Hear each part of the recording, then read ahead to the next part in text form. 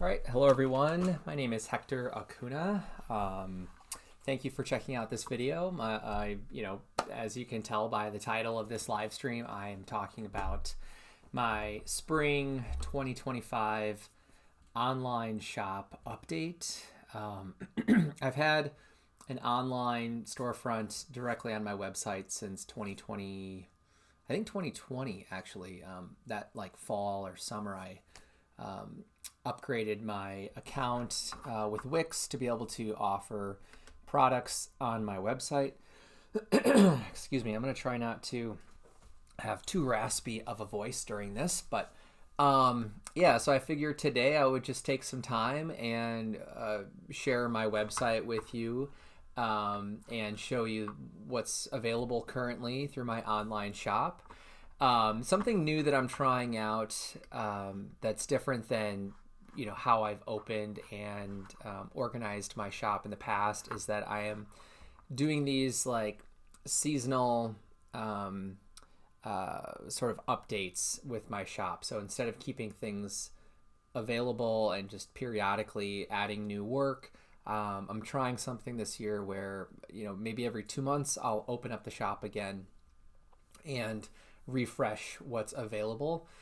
So this is the first sort of trial with this format, and I decided to open the shop this past Saturday, March 1st, and it's going to close on Saturday, March 15th at midnight. So it's Wednesday, March 5th, and you have like a week and a half to still purchase artwork if you're interested in anything that's in this shop update. So let's go ahead and take a look. For those of you who are unfamiliar with my website, you should be able to access my my website directly through the description in this video down below the live stream here and on the recording. But you can also just search acunaarts.com and you should be able to find it. So this is the home page where you can also take a look at upcoming events for the year. I still have some things to add to this, but one of the things I just quickly want to remind people of is that I'm teaching a 5-day observational drawing workshop in Door County this August from the 5th until the 9th. If you're interested in taking the class or learning more about the class, you can click the link right here on my homepage and that'll give you more information. All right, let's go ahead and check out what's in the shop. So this is my current shop page. Something that I'll keep, whether or not there are current listings, I'll keep this top sort of bar of links where you can find more information around my work and purchasing my work. So I have a page dedicated to various policies and protocols in purchasing directly from my online shop. So in some ways that's kind of like a contract. So if you're going to make a purchase, I definitely recommend just quickly browsing that page. It's not super long. This is the whole page here, but it'll give you some important information regarding collecting my work through my independent shop.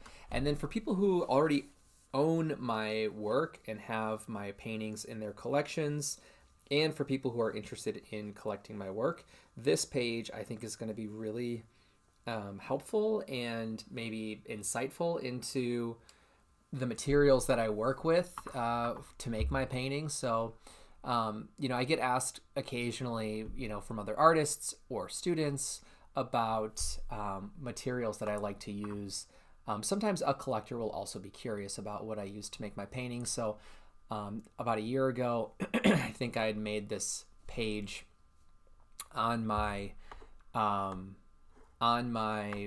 website here directly through my shop that I'm just calling the materials page. And this gives you kind of an overview of a lot of the common materials that I like to work with. I'm sorry, just gonna open up another tab here real quick. But for those of you who are interested in seeing what goes into making my paintings, this is a really helpful way to learn, a little bit more about those materials. And then I think some of the things I also talk about on this page are ways to take care of my paintings as well if you're a collector already. But I've got some YouTube videos that gives you a little bit of insight and background into how I make my own panels and frames. And then I have a series of frequently asked questions as well.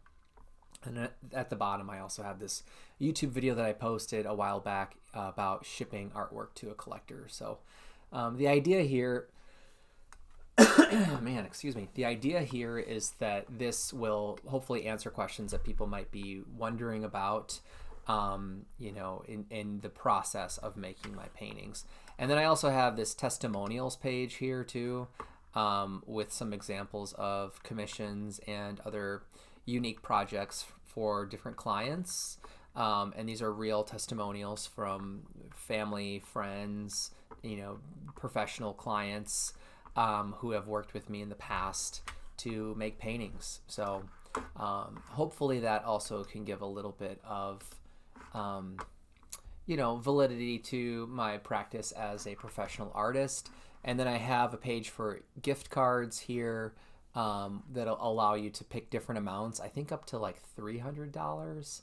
But it's super streamlined and professional. So if you're interested in maybe, you know, presenting somebody else with the opportunity to collect my work, definitely check out my gift card page. And then I have my price sheet with current prices and how I, you know, reach those price points depending on the square inch formula per size. And then if you're interested in a commission, there's some information there. And then for those of you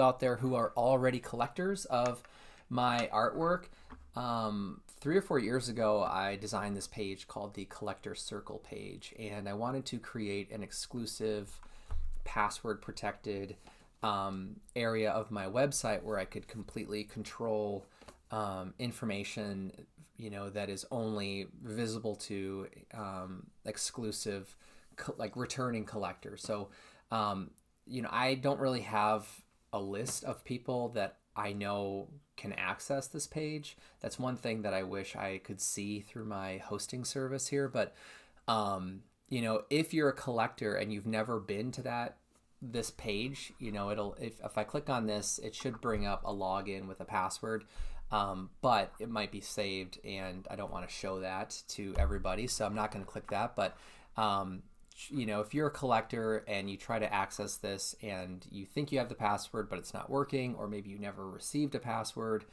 or you lost the password, just email me and we can get that squared away. The one thing I may ask for is a photograph of my artwork in your home or in your collection, just to verify that you are a collector. So these are things that will always be on my website on the shop page, whether or not the shop is open with updated listings. So before I get into some of the listings for the spring shop update, I do want to just read this paragraph real quick. My online shop is currently open from Saturday, March 1st until Saturday, March 15th at midnight Central Standard Time. Join my email list to stay in the loop for future shop updates. You can also support my art by following my work on YouTube, and you can click that to go right to my channel.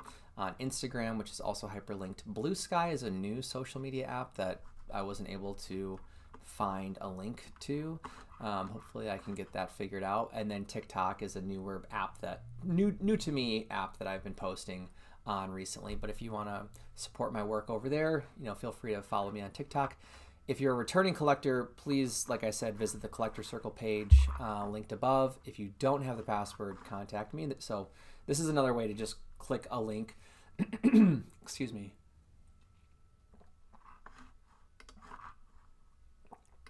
But this is another way to click a link and directly, you know, start an email that already will have, like, you know, I need to access the Collector Circle page as the subject of the email. And we can start to get that squared away. To learn more about my shop, click the shop policies page, which was here. Don't forget to add any exclusive coupons when you check out. So everybody who is on my email list, you know, that had signed up before last, I think it was Thursday or Wednesday, Thursday or Friday, one of those days, I had sent out an email to all of my email list subscribers. And in that email, there was a 5% off coupon for my online shop. So it only works for purchasing artwork through my website. If you go to a gallery, that coupon is not, something that the gallery and I are working with in tandem with. So it only counts for my online shop, but you should be able to apply that to any of the listings that are in the shop update.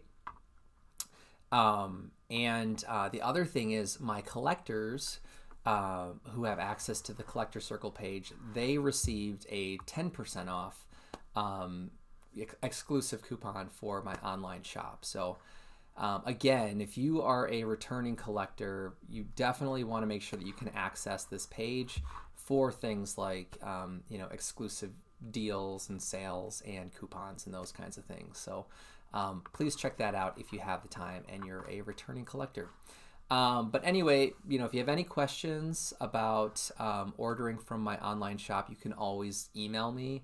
Whether it's about looking at more imagery from a listing or maybe a video, maybe if you want to see, a painting with a tape measure, those types of things, I'm always happy to assist with, or if it's about a payment plan option, because as we'll see, I do offer monthly payment plans for my artwork, especially things that are more than, $200, but anything can be listed with a payment plan option. So, if you're interested in buying something, but the options for the payment plans maybe don't fit the budget that you currently have, I'm always happy to edit those listings and make sure that things are accessible for everyone. So I've done listings for clients that are, 6 months. I've done listings that are 10 months. I've done listings that are, I think, almost a year.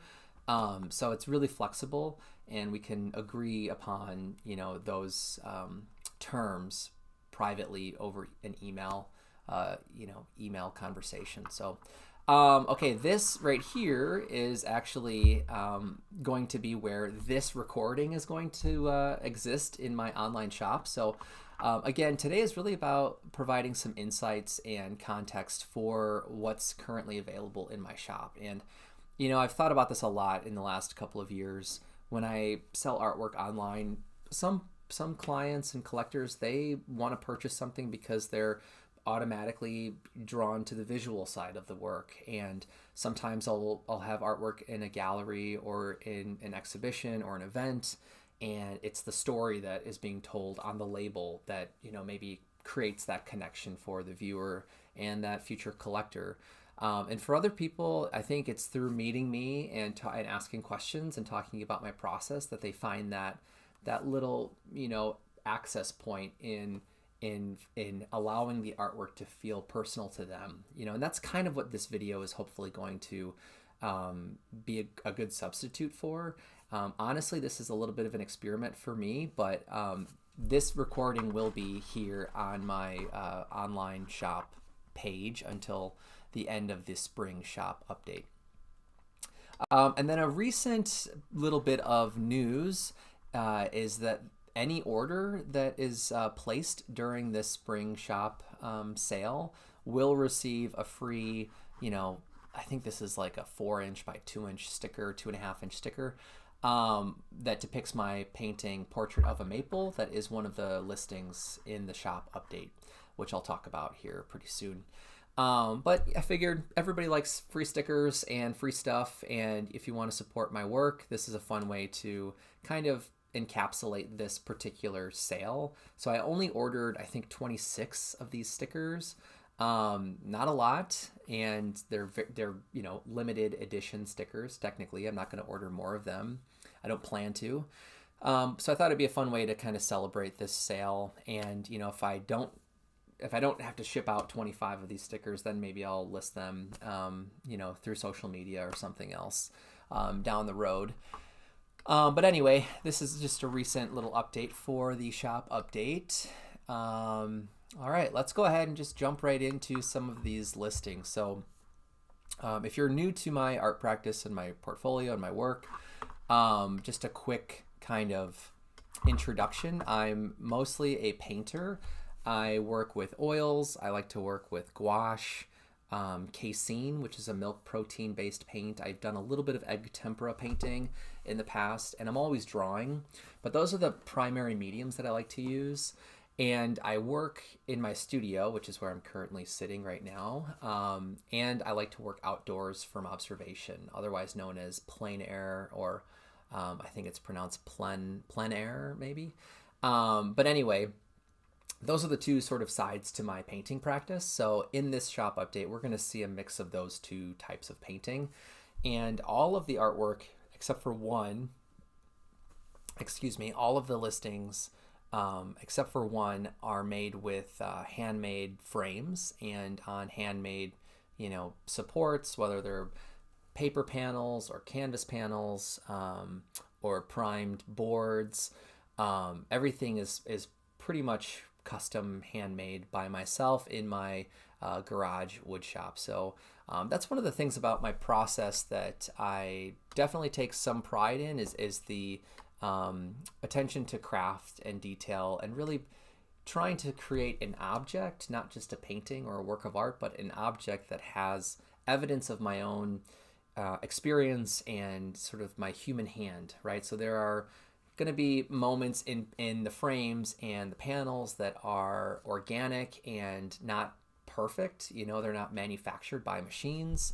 But because of that, I think a lot of the work has a warmth that you can't necessarily find in a ready-made store-bought panel. So that being said, let's take a look at this first listing here. And this is the plan. I'm just going to go through my shop. That way you can kind of see everything that you would normally see if you were going to go over to my online shop. This first painting is titled South to Eastern, and it comes with a free small little plein air gouache sketch study. It's not really a study for this painting, but their color palettes are almost identical, and I thought they would make for a really fun pairing if you liked this larger painting. So what we're looking at is an oil painting on primed river point paper, a river point paper panel. Basically, this is a piece of 1/4 inch, I think, sandy plywood that I had sealed and then glued with an archival bookbinding glue, a piece of 100% cotton river point paper, which is one of my favorite types of paper to work on. And then that paper was primed with a few coats of gesso. And on top of that, we have an oil painting made with this very orange and kind of purpley blue palette that was made in plein air. The painting is 12 inches square, and the frame, I think I would guess, is like 2.5 inches or so wide. And the frame was handmade in my garage last summer, and it has a finish that is a very time-intensive painting finish. It's made with casein paint and shellac and wax, and there's a lot of sanding and buffing in between a lot of those different layers. And along the inside of the painting, there is this silver leafing. It's actually aluminum leafing that I had kind of toned down with a few layers of oil paint as well. The painting is varnished. I'm just going to read the description before I show you the images. That way you have a little bit more context. South to Eastern was made in plein air during the 2024 Paint the Towns in Fall Color plein air event in Plymouth, Wisconsin. I created this painting using an interpretive palette inspired by the Halloween holiday, which was near the dates of the event. I love the strong orange and violet palette in this painting. The distant street corner in the upper left of the composition was an interesting focal point to work with and to explore relationships of light. The frame is a custom handmade frame with a casein paint and wax finish. This painting received the second place award during the event from the judge, Michelle Richardson, who is a really respected artist who lives in Wisconsin. The gouache sketch that is included for free was created in plein air as well, but in Cedarburg, Wisconsin in 2022. I worked with a similar color palette, making it a perfect pairing with South to Eastern. The gouache sketch is made also on river point paper, a handmade panel mounted to a sealed piece of masonite. The gouache sketch is varnished with matte UV archival varnish and a layer of Dorland's wax medium. And the small sketch that you'll see comes unframed. So if you wanted this bundle, you could just put it on a shelf if you wanted. You could, go and find a custom framer that maybe would build a frame for it, but it does not come with its own frame. This painting, or both of these paintings, ship wrapped in plastic in a cardboard box with a signed certificate of authenticity, which I wish I had to show you here on camera. Some of the images in other listings will show you those certificates of authenticity, though. Okay, and before I keep going, the price for this painting is on sale. Normally, a 12 by 12 inch painting goes for $1,300. I'm selling it during this spring sale for $1,200, and you can purchase it through like a one-time payment if you want to pay the full price. I have a 2-month payment plan for $600 a month, a 3-month payment plan for $400, a 4-month payment plan for $300 a month for 4 months. And basically, if you sign up to purchase it with a payment plan, I hang on to the painting until the full payment is received, and then I ship the painting to you. So you would receive it in however many months it took to pay off. But that's been a very successful way to sell paintings online through my shop. I just recently sold or shipped a painting that was purchased back in, I think, November. And at the start of last month, I shipped it out to its collector, and she was very happy.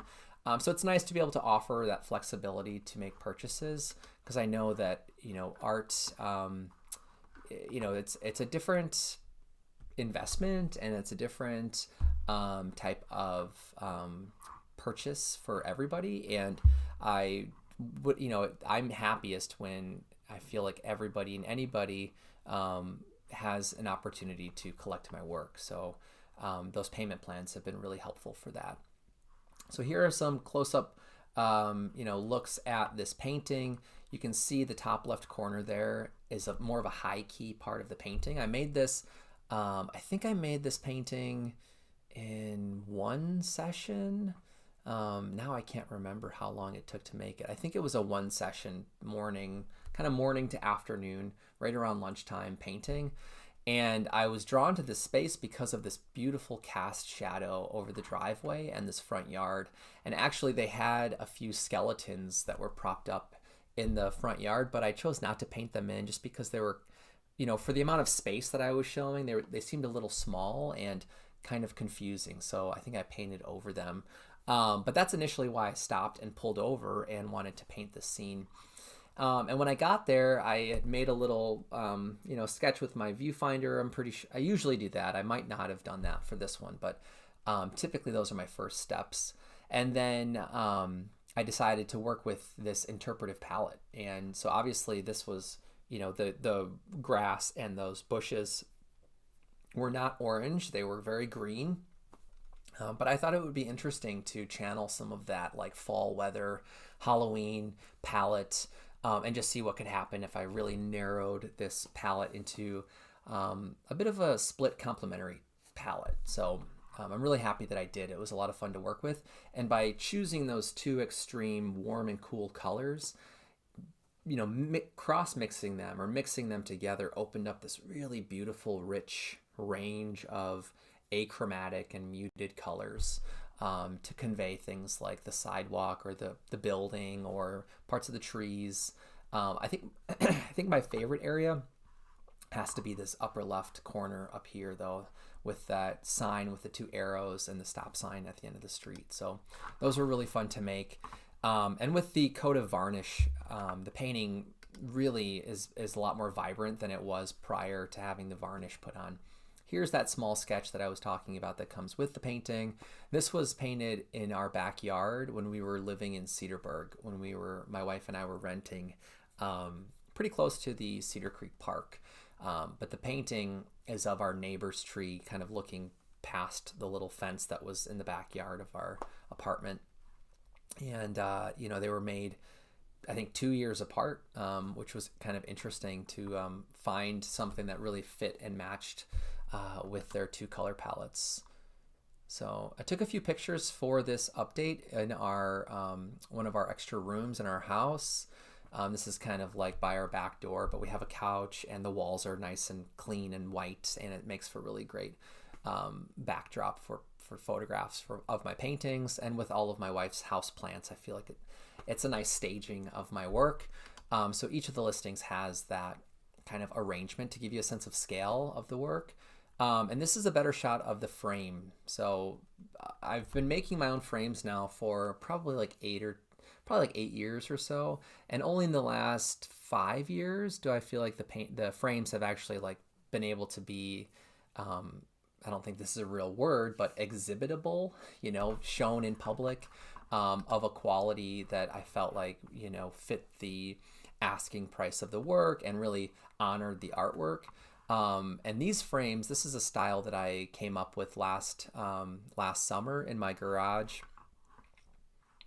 using my handheld palm router to create this cove cut, with this nice sort of ramping effect down by the painting.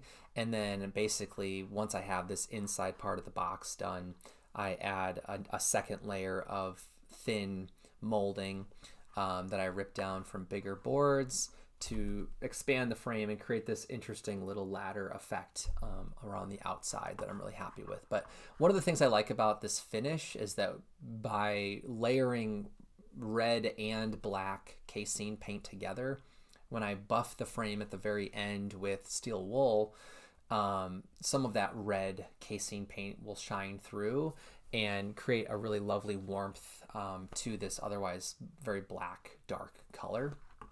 And that's been my process for that style of frame. Here's another close-up of that corner. We can kind of see a little bit of the texture of the paint. It's a pretty expressive painting in terms of the mark making, the edges. There's a lot of organic interactions of shapes that I was really excited about. A lot of my plein air work in the last year has become more and more geometric, I would say, and architectural in terms of the language of the shape. So there's a lot of like sharp, flat shapes of color. If you're a painter, the artist, you might know the artist Ewan Uglow. He's definitely been an influence in my work over the last, 6 or 7 years, I would say.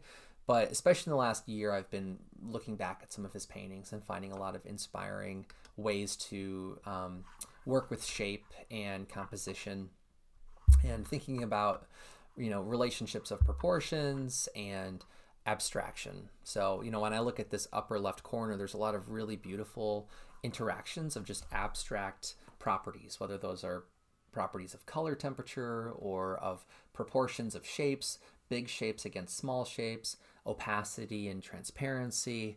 I try to, especially when I'm working in plein air, I think I'm a little bit more aware of the levels of information, and trying to find moments of interest at different stages of the image, right? So from a distance, I hope that it's interesting, but also when you look up close, I want to offer a lot of interesting relationships of information to digest and, hopefully pique your interest. And then with the temperature shifts, it was a lot of fun to really play with the degree of chroma in the cool shapes against the warm shapes. So those color contrasts were really fun to work with as well. And then you can see where I assigned the painting. This is the bottom left corner. Here's the other side of the painting. There's another image I took when it was super sunny in the room and almost like blasted a lot of the information in the picture, but I threw it into the listing just for fun. And then I do have a few pictures for some of the listings, especially if they're plein air, showing you the location where I was painting. So, we can kind of see some of those skeleton props over here and, the distant sidewalk shapes. So that gives you a sense of what I was looking at when I made the painting and how different the palette was in using this interpretive color palette. And I'm really honored and happy that this painting received an award during the event. Here's a quick small video that I took after I finished the painting on location. I remembered to take a quick video, and some of the paintings that are in the shop update I had videos of, but I have since deleted them from my phone and my files. So if you're interested, you might be able to find clips from past YouTube videos, because typically if I put something on YouTube, months and months later, then I'll probably delete things off of my hard drives. But some of the listings do have videos, which was nice to be able to share. The one difference from the video and the photo, or the video, is that that aluminum leafing lip has since been tinted with kind of a violet muted color. I thought that would be an interesting way to play off of the image of the painting. So that's the first one. Let's just go ahead and move on to the next listing here. So the next painting, let me just double check to make sure I only went one over. This is the next painting in the sale. It's actually the most recent painting out of all of them. It's titled Green and Violet Ice on the Wisconsin River, and this was painted at the start of February of this year in the Wisconsin Dells. I was invited to this plein air painting winter retreat with 20 other Wisconsin artists, and we spent 2 nights at the UW extension of Upham Woods sort of property, which is historically known as a 4-H camp, and they've got a bunch of land that they allowed us to go and paint along the Wisconsin River. And it was a really great weekend. I had a blast hanging out with friends that I've known for the last couple of years through plein air painting competitions and events. And the best part about this weekend was that we got to hang out, make paintings, talk about normal life stuff, laugh together, listen to music, play music, paint together. And there was no competition. So we got to just enjoy each other's company without those extra pressures. And, at least for me, the anxiety that comes with competitions where you're sort of already worrying about, where is this going to end up? And, everyone wants to do their best during the competitions. And that can kind of create a totally different atmosphere than what I experienced during this weekend retreat, which was really, really fun. And the one thing I will say about the images for this listing is that some of the images are a little more yellow and warm than how the painting appears. But I think between all of the documentation, you should get a good sense of what the painting looks like. Let me go ahead and read this description for this painting again. So it's titled Green and Violet Ice on the Wisconsin River. It's an oil painting on a handmade oil-primed linen panel that I made. The linen is archivally mounted to a 1/4-inch sealed birch plywood panel. I made the custom cherry float frame that I think really pops a lot of the neutrals and those like subtle warm tones in the painting. The painting itself is 6 inches tall and 8 inches wide, and the painting is currently unvarnished, but starting in mid-August it would be ready for varnish if that's something that you're interested in. I think the painting right now has a really beautiful surface, but sometimes it's nice to even out the sort of oily reflective qualities of the paint. Excuse me. But if you wanted to varnish it, if you were interested in collecting this painting, we could talk about how to varnish it. I'd be happy to consult someone on varnishing. I use Gamvar to varnish my paintings, so that's what I would recommend. But it can be, somewhat of a delicate process, so I'm always happy to assist over the phone or through FaceTime or something. Green and Violet Ice on the Wisconsin River was painted in plein air on location at Upham Woods in Wisconsin Dells, Wisconsin. Man, I apologize for that raspiness of my voice today. I'm not sick, but yeah, I think sometimes there's just a dryness that I'm dealing with when I have to talk like this. As I mentioned, I was invited to the inaugural Winter in the Woods plein air retreat alongside 20 other Wisconsin artists for 2.5 days of winter plein air painting. It was an amazing weekend to enjoy painting without the stress of a plein air event. As I said, that's where I met most of these other artists. This painting was my first painting that I made during the retreat. I picked the spot along the river and painted alongside my friends Nathan Brandner and Lori Behringer. We had a great conversation with Mark Anderson and Pam Rauschman. I believe that's how you pronounce her last name. Who are other artists also painting on the same sandy point of the beach. The ice was a force that captured the attention of the group during the weekend. So a lot of the painters in this group, I think, were just drawn to the color properties and the shapes and that strong, sharp character of the ice. So that was a pretty common subject for our paintings that weekend. I quickly fell in love with the color relationships of yellow, violet, and green that I found in the ice under the wind-blown sand on the surface. So if you look closely in the painting, you can see a little bit of this like kind of like ochre color, this warm ochre color, and that's where the sand from the beach was blown onto the ice, and it got pushed into some of the cracks of the ice and really popped against these like cool neutral colors and those violet colors. The cracks and breaks in the ice were a lot of fun to capture with their thin, sharp lines. I documented a few moments from the retreat and published a video on my YouTube channel. Some of you may have already watched that video on my channel. If you haven't watched the video, there is a link here, that you can click and it'll take you right to the video. And this painting, you'll see a little bit of the painting in the video, which is why I added it to the listing. Again, this painting ships wrapped in plastic in a cardboard box with its own signed certificate of authenticity. All of the paintings that I ship are typically I will send an update with a USPS tracking number.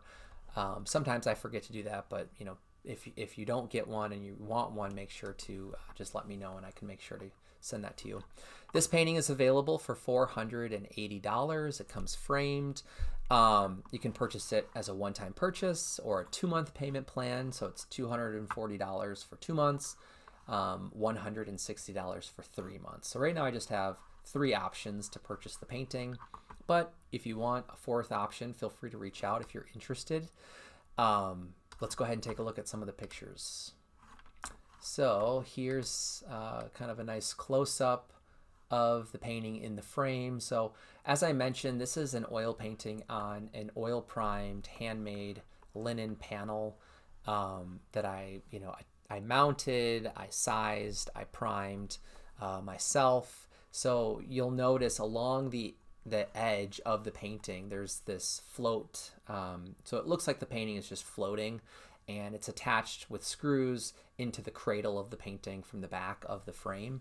But I like float frames because you can sometimes emphasize or highlight those edge qualities of the painting, and this one has some really interesting little organic sharp kind of moments of paint or pieces of the linen or the oil primer, oil ground, that add a little bit more character. But it was a really fun painting to make. Like I mentioned, you can see some of those details in the ice.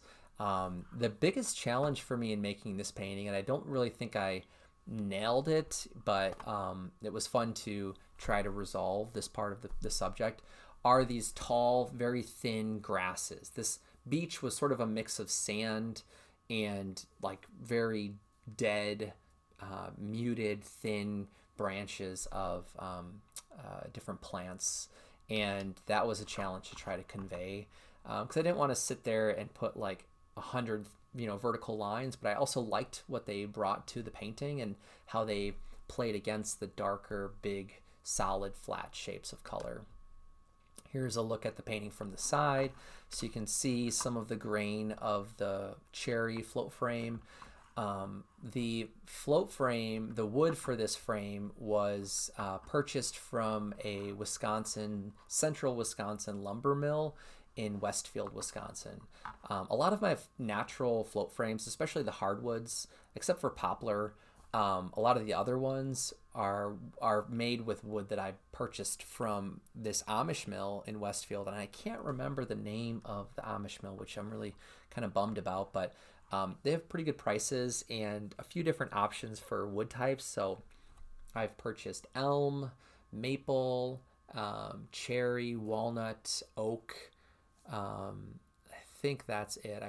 I've purchased 5 different types of wood from them, and I've been really happy with the different range of color properties, with the wood grain, shapes and lines and textures. But this was a frame that I had made a while ago for a different painting, and I had a bunch of these 6x8 linen panels that I had made last summer or spring, I just made a stack of like common sizes. And, I've been trying different frames with different paintings since making both.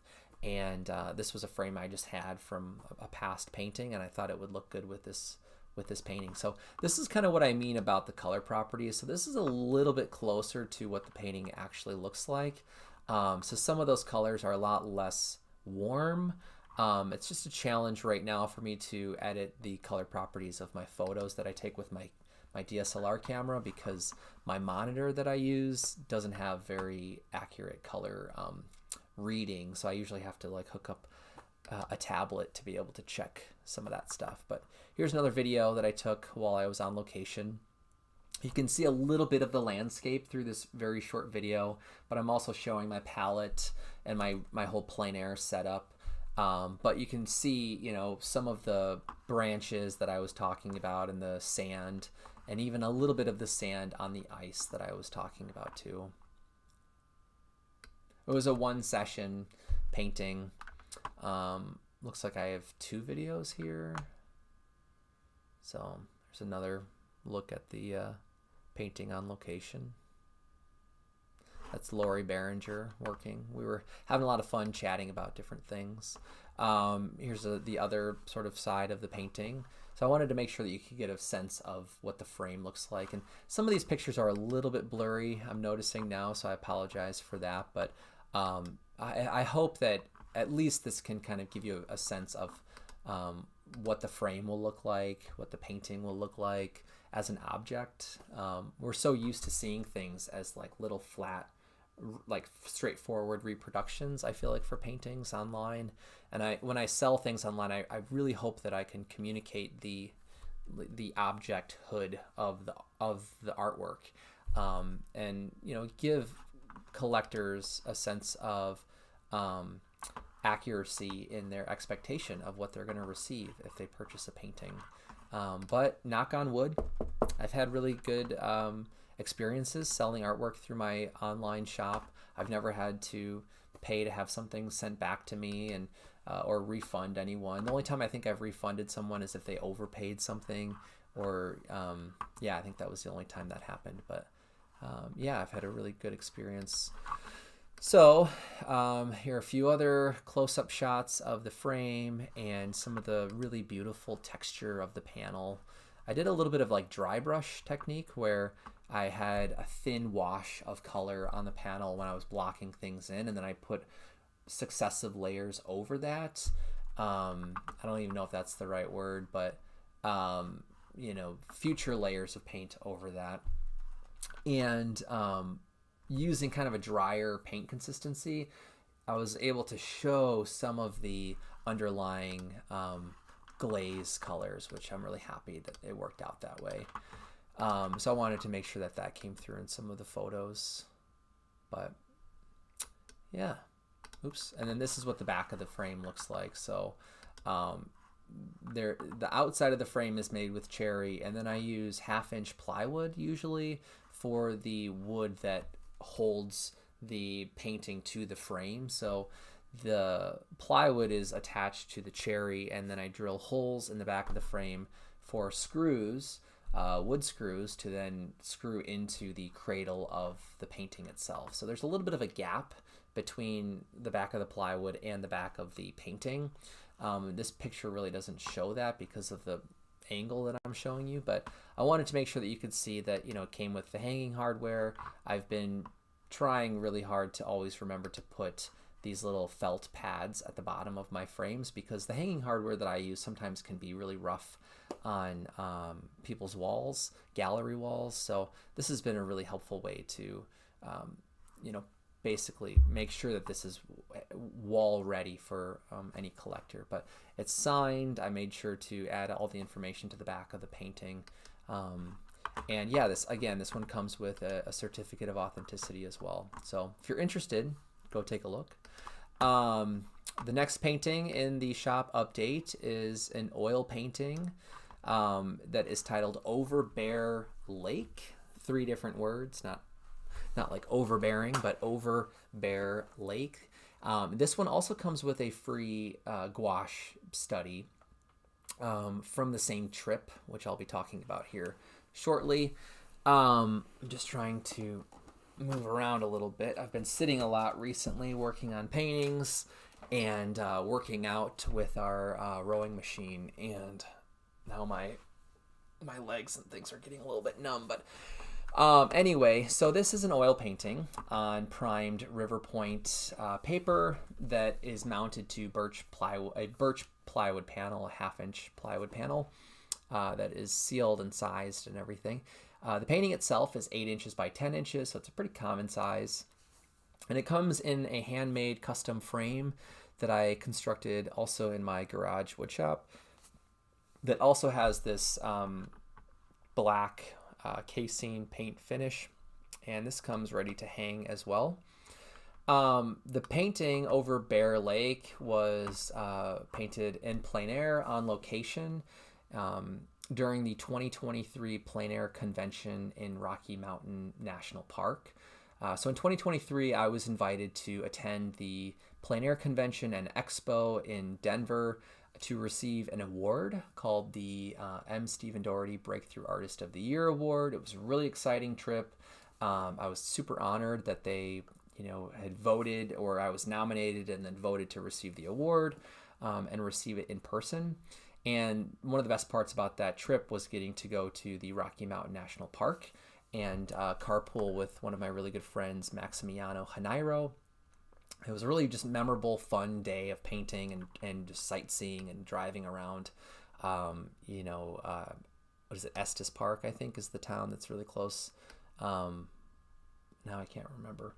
But anyway, we had a really great experience. And this was the first painting that I made during that day. So we got there in the morning and went to Bear Lake. A friend of ours that we met during the convention, Tanner Steed, who's really good friends with the artist Daniel Sprick and a bunch of really, really talented figurative representational painters in Denver. Tanner told us that they were all going to go to Bear Lake and that there was this, 1 mile trail around this lake at the top of one of the mountains. And so that's why we went there to hopefully see them and hang out with them in the morning. But it was harder to find people once we actually got there. So we mostly just painted near each other, me and Max. But this was the first painting of that day. And so the other thing here is that this ship's wrapped in plastic as well. I always say wrapped in plastic. Usually that means it comes with bubble wrap and like a couple layers of plastic wrapping just to make sure that the frame and the painting are protected. And there's layers of cardboard. But everything usually comes shipped in a cardboard box with, again, a signed certificate of authenticity and a free 4-inch by 6-inch gouache plein air study that was also made during this trip, but not in Denver. It was after the expo and the convention wrapped up on Friday. That Friday, I drove like 4.5 hours through the mountains over I think it's called Monarch Pass. And I had this small little Nissan Versa rental car and was really terrified that I was going to get stuck in the snow because there was a blizzard at the top of the mountain. Whole crazy story. I'm really happy I made it to Cresta Butte, where that painting, that little gouache painting, was made. Let's take a look at the pictures after I mention the price. So this one is $720. That's my price right now for 8 by 10 inch paintings. This one right now is available as a one-time purchase, a 2-month purchase. So if you pay $360 for 2 months, then I ship the painting to you with the small study included. Or you can sign up for a 3-month payment plan at $240 for 3 months. Now again, if you have those coupons, whether as a collector or an email list subscriber, you can add one of those coupons to your order and save a little bit more money on top of this price. So with a you could save $36 with a 5% off coupon, or if you're a returning collector, you could save $72 on this painting. So keep that in mind. Let's take a look at the painting. So this was one of my favorite paintings that I made during the whole plein air expo week. So I decided to fly to the expo. I don't have a very reliable vehicle to drive across country for plein air events. So if it's really far away, I typically will just fly and either ship materials or fly with materials. So for this trip, I chose to fly with my materials.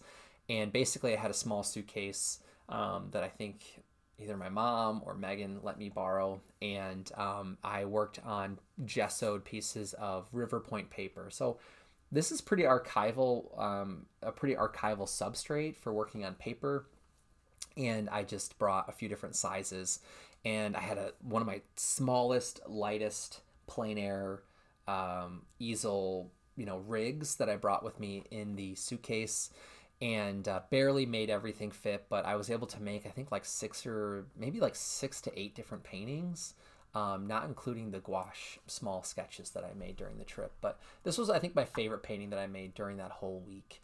It was really fun to try to convey the really distant mountain peaks in Rocky Mountain National Park, and with these big clouds that were passing by. It was like the perfect morning of plein air painting in the mountains with blue skies, big billowing passing clouds, and standing in the sunlight. I got pretty hot, actually. I think I had to take my sweater off, and this was in May, so I was impressed to be in a t-shirt and pants, doing these plein air paintings. This is the small gouache painting that comes with Over Bear Lake. This is a view of Crested Butte. It's a really quick, small, very gestural sketch that I made using gouache. So this will also be sealed. I don't think it's currently sealed with like the UV varnish or wax medium, but I will seal it before I ship this if this is purchased during the sale. This painting, I remember I made one of the mornings that I was in Crested Butte. So when I got to Crested Butte, it was already like late afternoon, and or like right around the afternoon, and I made one or two paintings that first night that I was there, or the first day I was there. And then I woke up early and I painted, I think, until about like 2 o'clock or so, and then I had to drive back to Denver. So I was only in Crested Butte for like 24 hours, which was kind of a bummer because it's a beautiful place. It's really small and quaint, and this was before their peak season. So it was really easy to get around to different locations. And I delivered I think 4 of the paintings I shipped to Sean Horn Gallery in Crested Butte for his plein air event that year in 2023. I believe he still has those paintings, so if you're curious and interested, make sure to look up his website for his gallery, and they should be able to show images of those paintings, or you can reach out to me and I'm happy to share images of those paintings as well. But this was made that second morning. I think it was like Saturday morning at like 7 a.m. And because you're in a valley, the sun, it doesn't come up and over the mountains and actually like light up the valley until I think like 11 o'clock or something like that, or maybe 10. So this was like at like 8 o'clock in the morning as the sun was starting to hit one of the big valleys of the mountains. And so that very warm section is like the amount of sunlight hitting that mountain in the morning. And it was so cold because we were at such a high elevation, and this was like early spring, that my gouache was freezing on the paper and freezing on my palette, and I was freezing. And I only made this in like a 20 or 30 minute, section of time because I got too cold and had to go warm up in the car. So it's a pretty memorable trip and experience, and these are 2 of my favorite paintings that I made during that experience. So if someone's interested, it'll be fun to get 2 really memorable moments from that trip that I got to take. Here's another look at the main painting in situ here, so you can kind of imagine, if this was one of your rooms at your house, what it might look like in terms of scale. And I think for the frame, this has got to be 2.5 inches wide, somewhere around there. So in total, the painting's probably like 15 by 13, somewhere in that range, if I had to guess. Here's a look at the frame and the painting from the side. So basically, it's a pretty simple frame. This is before I started getting more kind of elaborate with my frame designs, but it's a very solid frame as well.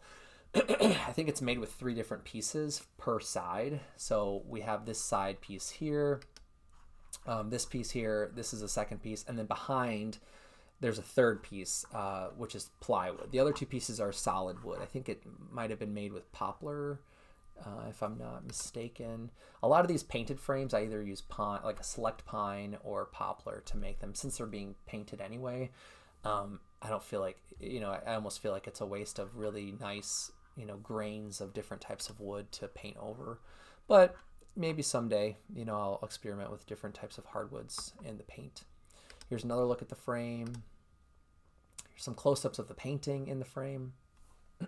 So you can see a little bit of the paper edge and texture. It's pretty, everything is pretty secure. Like it's not like the paper is going to peel up off the plywood. That glue is fairly permanent. I think it is reversible if a conservator ever had to undo some of the application, but everything is pretty stable and secure. And this is a varnished painting as well. So a lot of that pigment color is very rich and visible because of the varnish, which is nice. You can kind of see where I signed the painting. I just scratched my name into the wet paint when it was first made. I do think I have images of this on location as well. And then this is an example of those certificates of authenticity that I've been talking about. So paintings will come with one of these little like cardstock certificates. Each one has the basic information like the title, the medium, dimensions of the painting, the year it was made, the price at the moment that it was sold, which has kind of been a little bit of a headache because some of my paintings have gone up in price over the last few years and I've had to rewrite some of these certificates. So that's really just the price when it was sold. And then they're signed, and it might be a little hard to see, but right in this corner, I bought one of these paper embossers. And I made my own little quick logo with my initials H and A. And that's just another little extra step to ensure that, this is legit and makes it a little bit more unique and special, I think, as a collector to see like these little details of specificity with my work. Because you're buying a one-of-one, piece of artwork, and I want to make sure that it feels like that's what you're investing in and that's what you're collecting and that's what you're spending part of your life with. Which is really exciting. And then this is the back of the painting. You can see some of the layers of the construction. So this is that birch plywood that the paper is mounted to, and then I cradled it with a thin 1/4-inch strip of sandy plywood. That way when I screwed into the painting, it's less likely that the screw would go through the painting. But I've done that once or twice with paintings, and I've gotten very good at making sure that I don't do that now. And this also comes with the hanging hardware and those little felt corner pieces as well. These are a few pictures on location. So this is at the end of this painting session. By that point, you could see how far down the shadow from the sunrise, had moved.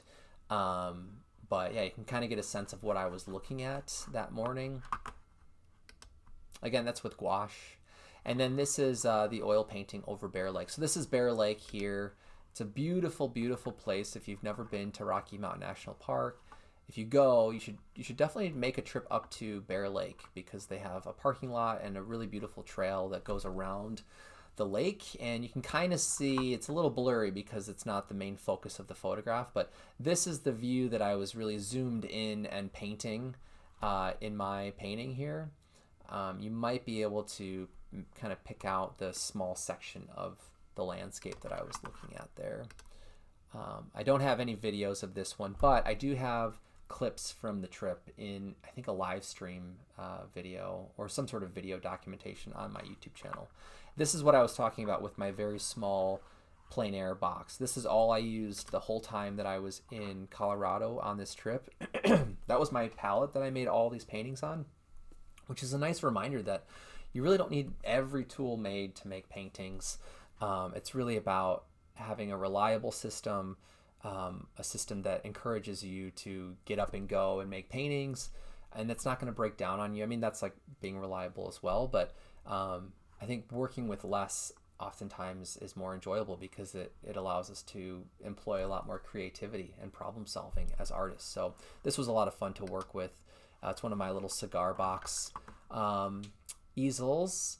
And basically when I made these paintings, so like I said, they're gessoed pieces of River Point, which is a Strathmore type of paper.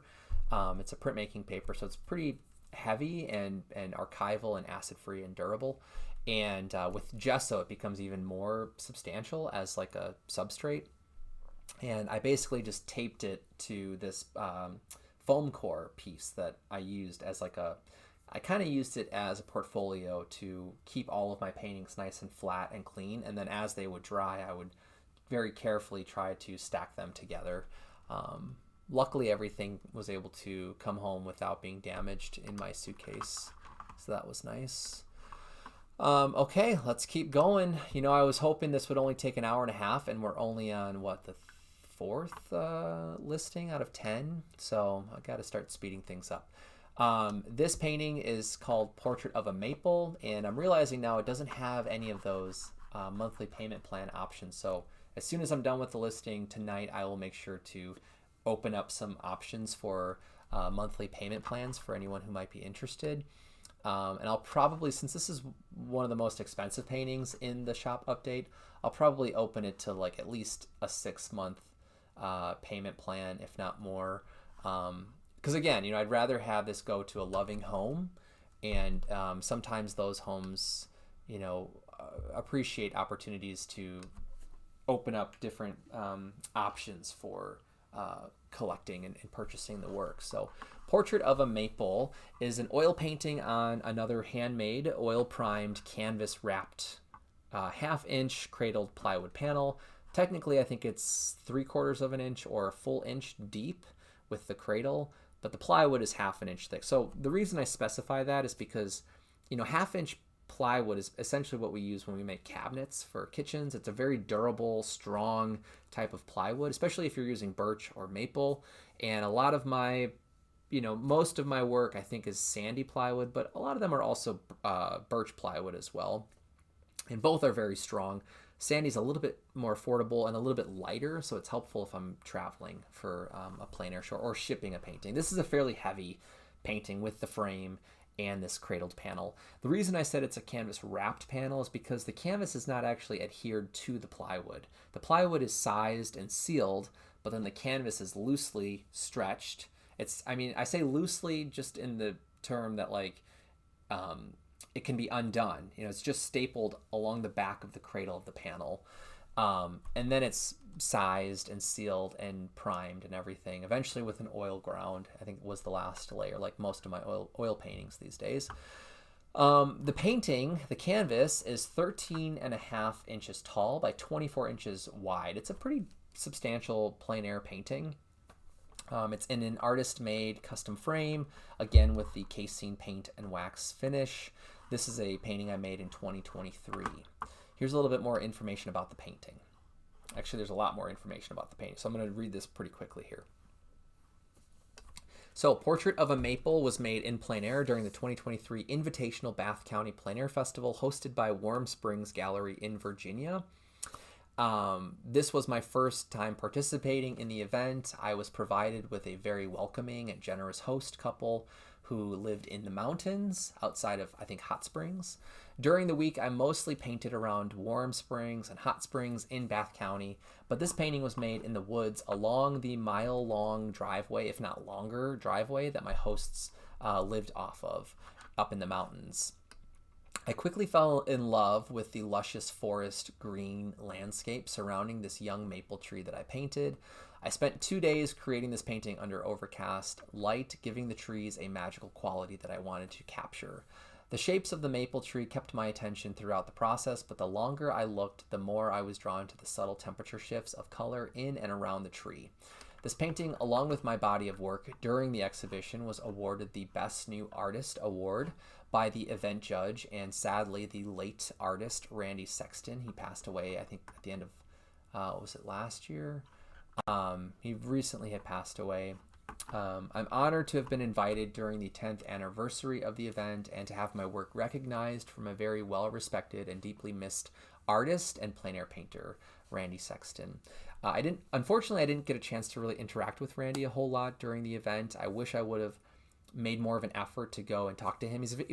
He was a very popular artist, and being kind of a new artist in the plein air world and circuit, I didn't feel super confident to just interrupt somebody else's competition or conversation and try to create a conversation with Randy. I wish I would have just at the very least thanked him and talked with him a little bit more, beyond the accepting the award moment when I had thanked him then. Portrait of a Maple ships with a free copy of my 2023 Volume 3 Plein Air Zine, which is a self-published book that holds a year of my plein air practice. This is my favorite of the 3 zines that I've self-published. Since the zine features the image of this painting, the collector should definitely have a copy to go with their new painting. So I'm adding in a free copy of that zine with the purchase of this painting. The painting can be shipped or delivered in person with a local pickup in Cedarburg, Wisconsin. I don't think I've said this yet during this recording, but all of the orders from my online shop that are $100 or more qualify for free U.S. shipping, continental U.S. shipping. But if you're someone who lives fairly locally to Cedarburg and you would be interested or willing to meet to arrange a pickup time, I wanted to highlight that here in the listing. Because this is going to be a very expensive painting to ship because it is so heavy and so large. It would be really, really generous of you to be willing to pick it up if that was something you were interested in.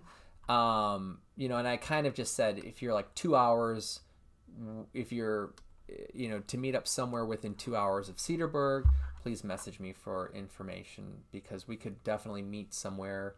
It doesn't have to be Cedarburg, but we could meet somewhere to do like a local pickup. I'd also feel a little bit safer delivering the painting, knowing that it was in the condition that you purchased the painting. So if you want to purchase this painting before confirming delivery details, just click the pickup directly from the artist option in shipping when you check out, and then we can talk about pickup or shipping or whatever.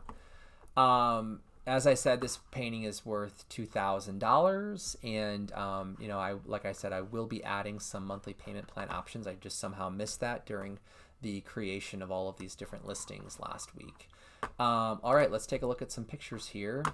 So this is the main subject of the painting. It was this young maple tree sitting right off of the driveway property of my hosts in Virginia. And I had passed the tree kind of coming and going from their property a few times before I decided, you know what, I think I'm going to go take a look at that tree and maybe paint it. And this ratio of this panel is the same ratio as a 16:9 panel or ratio. And that's the same as like a sort of traditional widescreen film or movie. And so this summer in 2023, when I was working on some of these paintings, I decided early on that I wanted to experiment with more of a cinematic way of composing.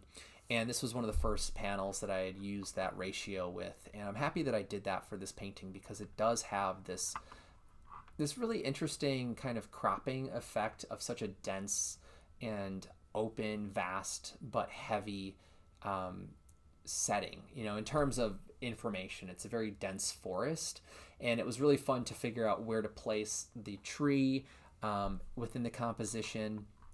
And this painting took at least 2 sessions, if not 3.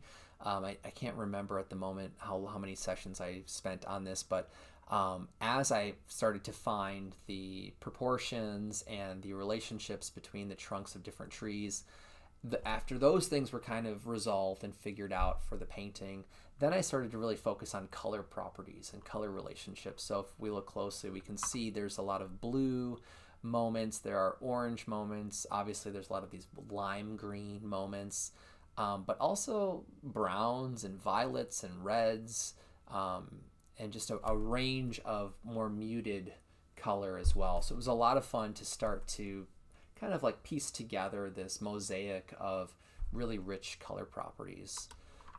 This might have been my favorite painting from the event during this fall week, because this was in September of 2023 that I was there for the event. This gives you a sense of the scale, especially compared to the last few listings that we looked at. This is a much larger painting. But the nice thing with my pricing system is that as paintings get larger and larger, the price per square inch gets cheaper and cheaper. Part of that is intentional because, a painting that is like 6 by 6 inches, that's like, I think I have that at like $10 a square inch. So that's like a $360 painting. But if this painting was $10 a square inch, it would be, much more expensive than $2,000. So most artists have that sort of sliding scale with their pricing system, and it allows your prices to be a little bit more gradual and not super, super exponential and extreme. But anyway, for those of you who are interested in collecting my work and thinking about adding a painting, an original painting to your collection, that's just something that I thought might, be of interest to you. So here's a look at the painting in the frame on the wall. The day that I was photographing this painting, there was a lot of direct light kind of hitting the painting. And I think in some of the imagery, it was easier to see more of those color properties.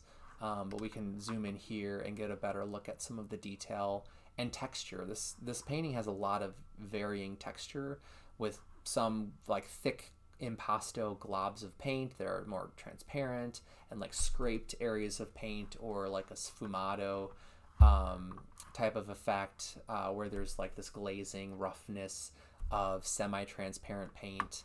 And yeah, I'm really happy that I made this painting. It was a lot of fun to just sit and really get to know this one particular tree in one particular place. And even though it looks like a very big tree in the context of the composition, it was only about that big around. It was a very narrow, skinny tree.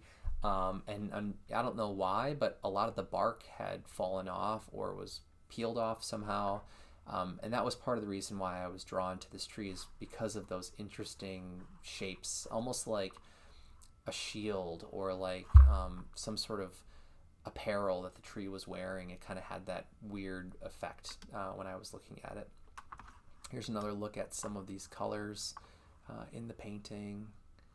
And this is a recently varnished painting. So after the event, the gallery owner who hosted the plein air event traditionally would ask each artist to leave 2 paintings with her and her gallery to maybe sell in the coming year. And I just recently got these paintings back, the 2 paintings that I had left with the gallery.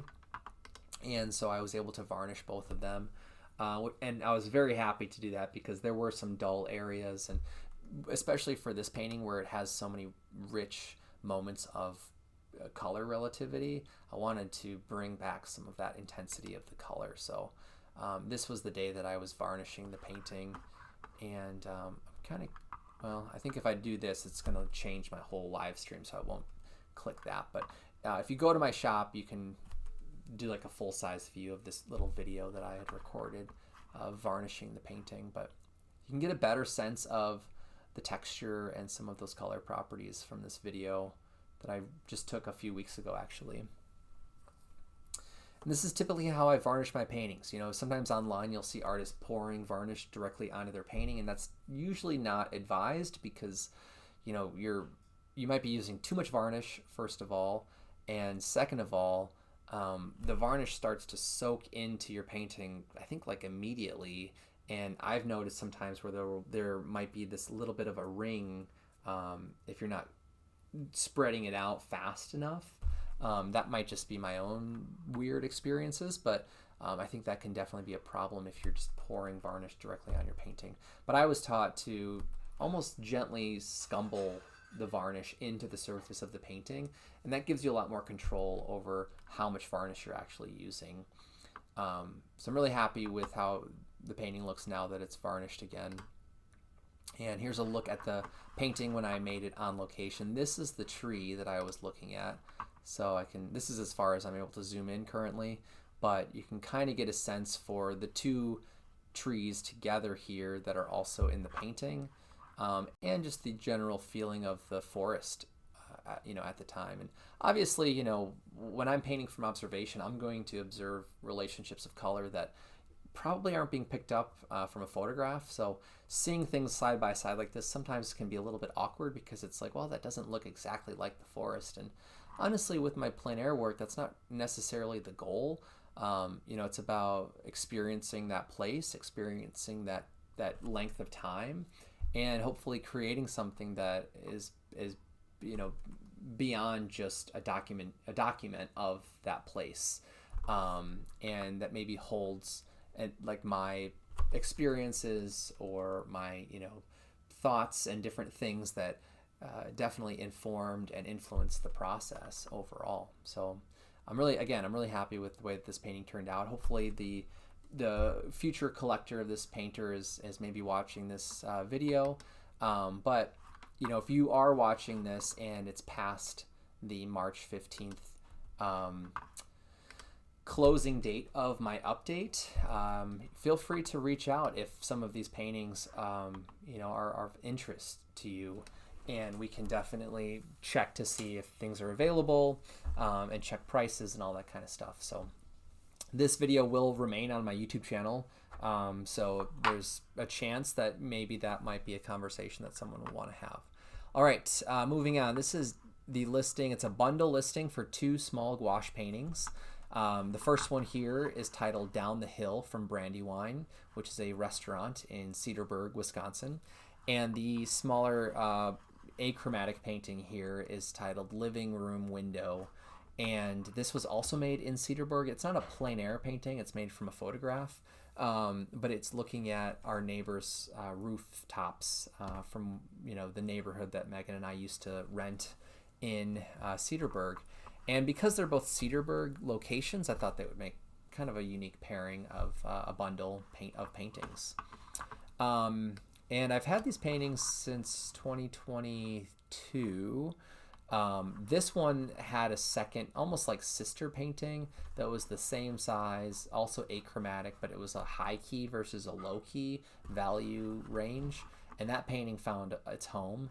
And I kind of thought, well, maybe I can bundle it with a different painting. And I always liked the walnut, you know, color properties and that dark value and that warmth of the wood. So I thought maybe if they're both in walnut frames, they can kind of start to converse with one another. But anyway, let me go ahead and read the listing information here. So Down the Hill from Brandywine is the title of the chromatic painting, that pink and green painting. It's a gouache painting on a cradled handmade paper panel. Also, I'm pretty sure it's the River Point paper as well. A walnut frame with cherry splines, which you'll see in the photographs, which is also handmade, custom handmade in my garage. That painting is from 2022. I think I made that frame and this painting when we were still renting in Cedarburg, so it wasn't made here in Grafton. But the painting is listed at $250, but I'm doing it at a discount just for this shop update, $20 off for $230. It was painted in plein air in downtown Cedarburg. It's 4 inches by 6 inches. The frame is roughly 5 inches by 7 inches, so including that little gap float and the width of the wood on both sides, it's an extra inch of space. The painting is sealed with a layer of UV matte archival varnish and a hand-rubbed layer of Dorland's wax medium. And that combination of mediums and varnish, it helps to protect the painting from you know, UV light and from moisture. So it's not like probably as effective as like museum quality glass, but it's better than just a like raw open gouache painting, which is susceptible to moisture, and the light fastness of those pigments could potentially fade with elongated exposure to natural light. So I'm trying with the gouache paintings, if they're not behind glass, to at least think a little bit about the longevity of the work. And that's why I add that information for people who might be interested in that. That painting is ready to hang with a wire on the back. Living room window number 2 is a gouache painting as well, also on a cradled handmade paper panel. Also a walnut frame with cherry splines as well, also from 2022. This is priced at $200 normally, but I'm selling it for $180 for this sale. So I'm doing a little bit of a discount for some of the listings, just to see if you know, anyone who's interested might want to pick up both of the paintings as a bundle. This is painted in plein air. Actually, that I just copy and pasted that, I guess. As I mentioned, that was not a plein air painting, so I should change that. That painting is 3 inches by 6 inches. The frame is roughly 4 inches by 7 inches. The painting is sealed with the same finishing process, also ready to hang. Both paintings ship with their own signed certificate of authenticity, like I pictured in other listings in the video. They also ship wrapped in plastic in a cardboard box and with a USPS tracking number. As always, anything over $100 comes with free shipping in the continental US. This is listed with two different options. You can either do a one-time purchase for $410, saving $40, or you can purchase it with a 2-month payment plan for $205 for 2 months, and then I'll ship both paintings after the last payment comes through. Let's take a look at the images here. So here's the first painting. You can see it's this like really wide, extreme perspective as the street starts to widen out in the foreground. I was sitting on the side of this street. It's right by the baseball fields and across from Cedar Creek Park, like up that big hill. That's the road that I was sitting alongside. And again, the title of the painting is, Down the Hill from Brandywine. This is the building that Brandywine Restaurant is located in, which is a really unique restaurant. I liked the smaller pieces in this composition, the car, the trees, the telephone poles, against this big, sort of not flat or opaque, but this big continuous pink shape, and this like really cool Viridian sort of phthalo green colored triangle at the lower right. So as a composition, it was a lot of fun to paint. And as I said, this is painted from a photograph that I took looking through our living room window. In our apartment, we had like a second floor apartment out of a duplex house when we were in Cedarburg, and I loved the shapes, those like triangles and rectangles and interesting trapezoid shapes of the rooftops when looking at our neighbors' homes. So I made a couple paintings actually from the same view. This was a really fun achromatic kind of value study painting to make. And there's a little bit of pencil line work that you can see in the painting through the thin washes of the gouache medium. All right, let's go through a few more of the pictures. So they're both pretty small, quaint, intimate little paintings. These would be great paintings for, a hallway section, or if you have a very narrow wall somewhere, or you can hang them together. The arrangement for this photo was not really designed. I just had 2 nails that were close together and put them on those 2 nails. I thought this was also kind of interesting just to see them this close together, but you could hang them as a unit. You could separate them. It's really up to you if you're interested. But compared to the wall and the couch with the houseplant, you can see how small they are. This is where you can start to see those cherry splines. A spline is another way of joining a corner. And basically, when I make these frames, I cut the sides of the frame. I glue them together with my belt clamps that I have. And then once they're dry, I will run them through my table saw with my homemade spline jig that basically slides on my fence of my table saw. And that will cut this little slot in the corner of the frame. Once those little slits or slots are cut out, then I can very gently hammer in a piece of wood that is hopefully the right width to fit in there. And then once that's glued in and dried, then I cut that part off and sand the frames, and then you have this really kind of elegant little detail that's also very structural as well. So it's an extra step in the process. It takes a while. The hardest part really is cutting the wood to fit these gaps. That's my least favorite part about the process, but once that's glued in there, then it's pretty streamlined from there. But they both have the same combination of walnut and cherry, so they're very, they're nice quality hardwoods. They're really beautiful types of wood, and all of the wood for these frames, again, was sourced from this central Wisconsin Amish lumber mill in Westfield, Wisconsin. So I think that's one of my favorite things about some of these frames is that the wood it's locally sourced. It supports the local economy, and it goes through multiple stages to be able to get to this point as a finished work of art. I didn't just go into a store and buy a frame. I like the feeling of satisfaction when I look at work like this and I can remember making the objects from scratch and from their raw materials.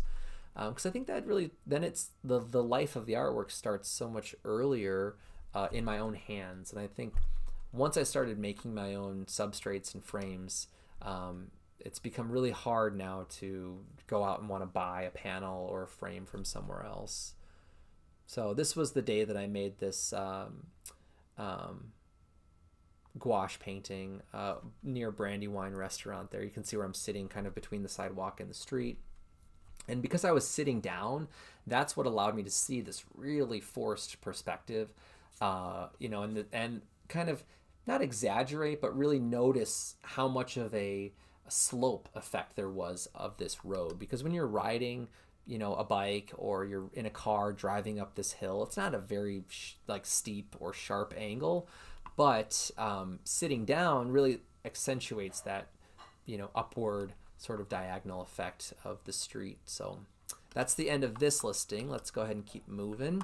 So the next painting is another plein air painting. This one was made in 2022 as well. And this one is titled Cones Below Main Street. And it's an oil painting on canvas. I think this is also a canvas wrapped panel, like I was talking about earlier, over a homemade birch plywood panel.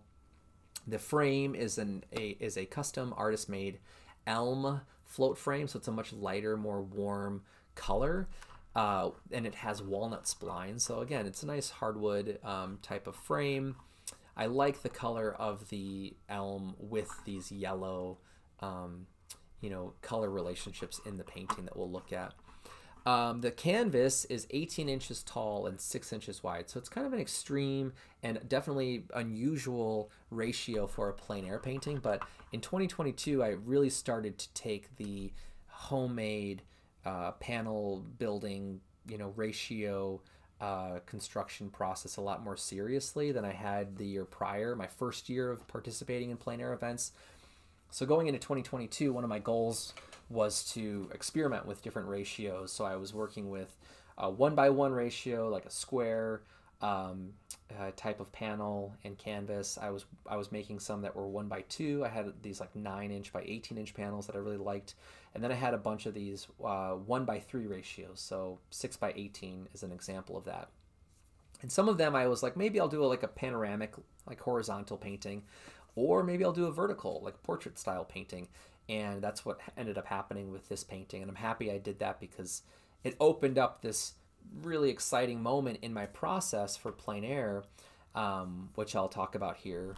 So this was 2022, as I mentioned. It's varnished. It was created during the Jefferson, Wisconsin Plein Air Festival. It's the only time I've ever done this event. I might sign up in one of the next few years to do it again because I have family that live really close to Jefferson. I actually got to stay with them during this plein air event, which was that made the whole experience a lot more enjoyable. But this was in June of 2022, and I painted this under the bridge off of Main Street. So I don't know the name of the street that is the bridge, overhead, but the street that it's perpendicular to is Main Street. So if you're familiar with Jefferson, that's kind of the area where I was painting. But this is the first painting that I've made in plein air that incorporates multiple views within a single canvas. So when we first look at the painting, you can see there's the separation between the bottom third and the top 2/3 of the composition. And that's the first time I ever tried this in plein air. It's an idea that up until that point, I'd kind of chewed on and kind of envisioned maybe trying, but I was always a little too scared to do it during an event. And I thought, what, for Jefferson, it's my first time here. Who knows what's going to happen? Why wait, right? Why not just try this and see what could happen? And you'll see images of the painting in progress, and you'll see kind of at what point I decided to add in that extra view. This painting ships wrapped in plastic in a cardboard box with a signed certificate of authenticity as well. The other thing I want to mention is that this painting has been exhibited a couple of times. Most recently, it was included in a curated group, small group show at UW Eau Claire. I'm trying to remember all this information. I'm totally blanking on the name of the exhibition that this was in. It was something space. I'm very sorry, I cannot remember the name of the exhibition at the moment, but I was really honored to be included. There were a couple of artists who I had been following and had heard of when I was in grad school and since grad school, and I felt, a little bit out of place, to be honest. I felt very honored and grateful to have my artwork shown alongside artists who I admire and take a lot of inspiration from. The main person for sure that has inspired me, that was in that 7-person show, is Zoe Frank, who's a contemporary figurative painter, and that was definitely a highlight of last year. So this was in 2024 that I was in this group exhibition. So anyway, let's go ahead and take a look at more information here. So this painting, as I said, is available. I don't know if I said this or not, but this painting is available for $950. It's a little bit on sale compared to its normal listing price. It's available as a one-time purchase, as a 2-month payment plan for $475 for 2 months, or 3 months for $317 per month. This is another example where I'd be happy to add a 4th or 5th option for a payment plan. Just feel free to reach out if that's something that maybe you're interested in. We can definitely talk about that. So let's go ahead and look at some of the pictures here. I don't know if I'll be able to even go all the way up to the top with the window of my website here. I think I might not be able to show the whole thing, but hopefully through other images you can get a feel for the whole painting. There's actually quite a bit of texture on the surface of this painting that hopefully you can already start to sense through the shapes and through the very subtle color shifts. But one thing I knew I wanted to try out was a really dramatic temperature shift between the two spaces in the painting. So we're looking at the same view in both sections of the canvas. This bottom square is just a very zoomed in representation of the stairs at the top right corner of the top painting. So it was also kind of a fun way to think about storytelling and maybe thinking a little bit more about the temporal side of a painting, right? Like how does a viewer move through a composition, and how can we move them within the same space? So it's a kind of an experimental painting for my plein air work for those reasons, and I'm really proud of the way that this painting turned out. I'm really happy with the quality of the material aspect. Like, it has a really buttery surface with a lot of variety in the edges, in the shapes. There are things in this painting that I'm looking at now thinking, I wish I painted like that still. Maybe I should go back and try out some of these ideas. So here's another look at this sort of situated painting, living room type of operation. If you have house plants, I think it goes well with house plants. This is our money tree that we've had for a few years. It's been going strong. But anyway, this painting, because it's such a narrow canvas and the float frame doesn't add a big width to the object, it can fit in a lot of different places. I think this painting has got to be 7 inches wide by 19 inches tall, so it's a fairly narrow and versatile painting in terms of where it could be exhibited or where it could be placed and hung in a home. So yeah, you can really think about that. I also want to take a quick side note and just say I'm really happy with the way some of these photos turned out. This looks like I just sort of photoshopped the image of the painting into the wall, but this is all one image. It's not photoshopped, which is always kind of fun to see.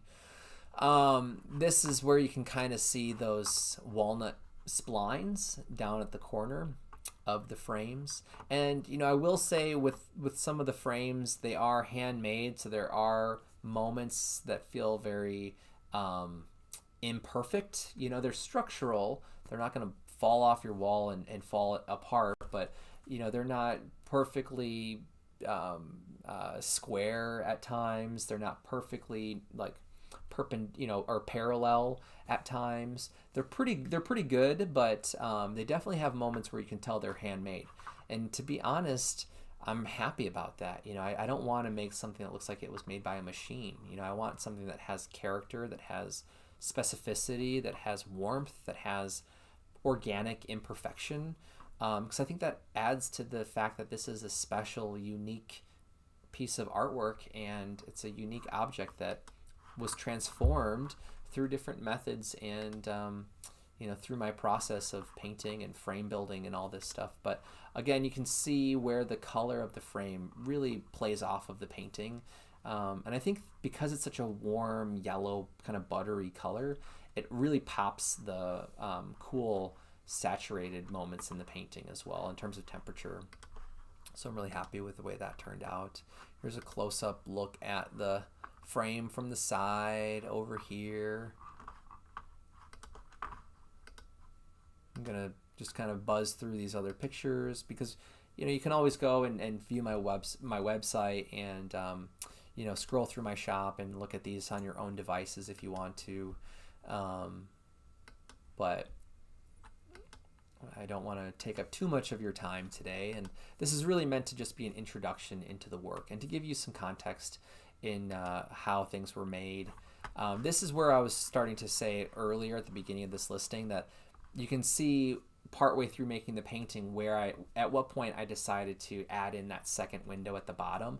This was the original idea for the painting, is that I found these two kind of like almost like stand-ins for figures of these two cones down along this sidewalk and under this bridge.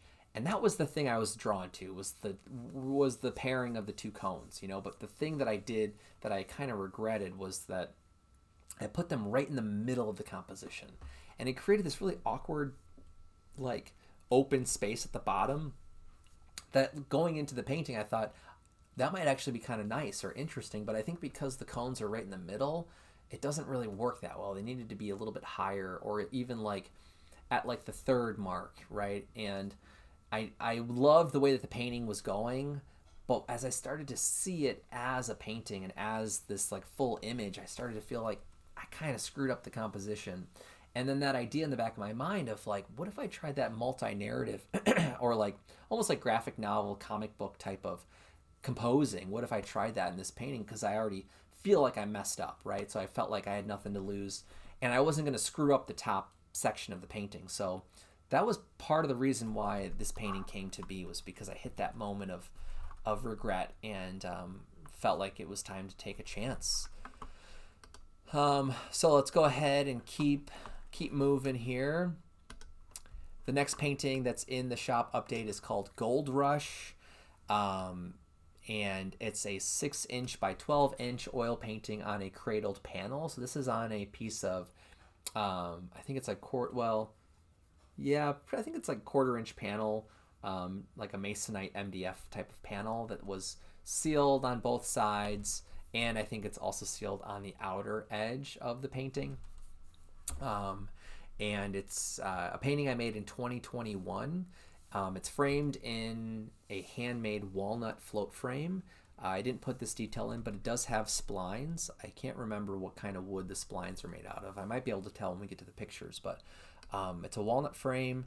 It is varnished, so these colors that we see are, they're really saturated looking because of the varnish, which I'm really happy about. This was a painting that was awarded the Sunshine Award at the Plymouth Plein Air event in 2021. So I actually have two. I have both of my award-winning plein air paintings from the Plymouth Plein Air event in this shop update. And I didn't even think about that until right now. But yeah, that's a really great event. If you're a plein air painter and you live in Wisconsin, I would keep that event on your calendar.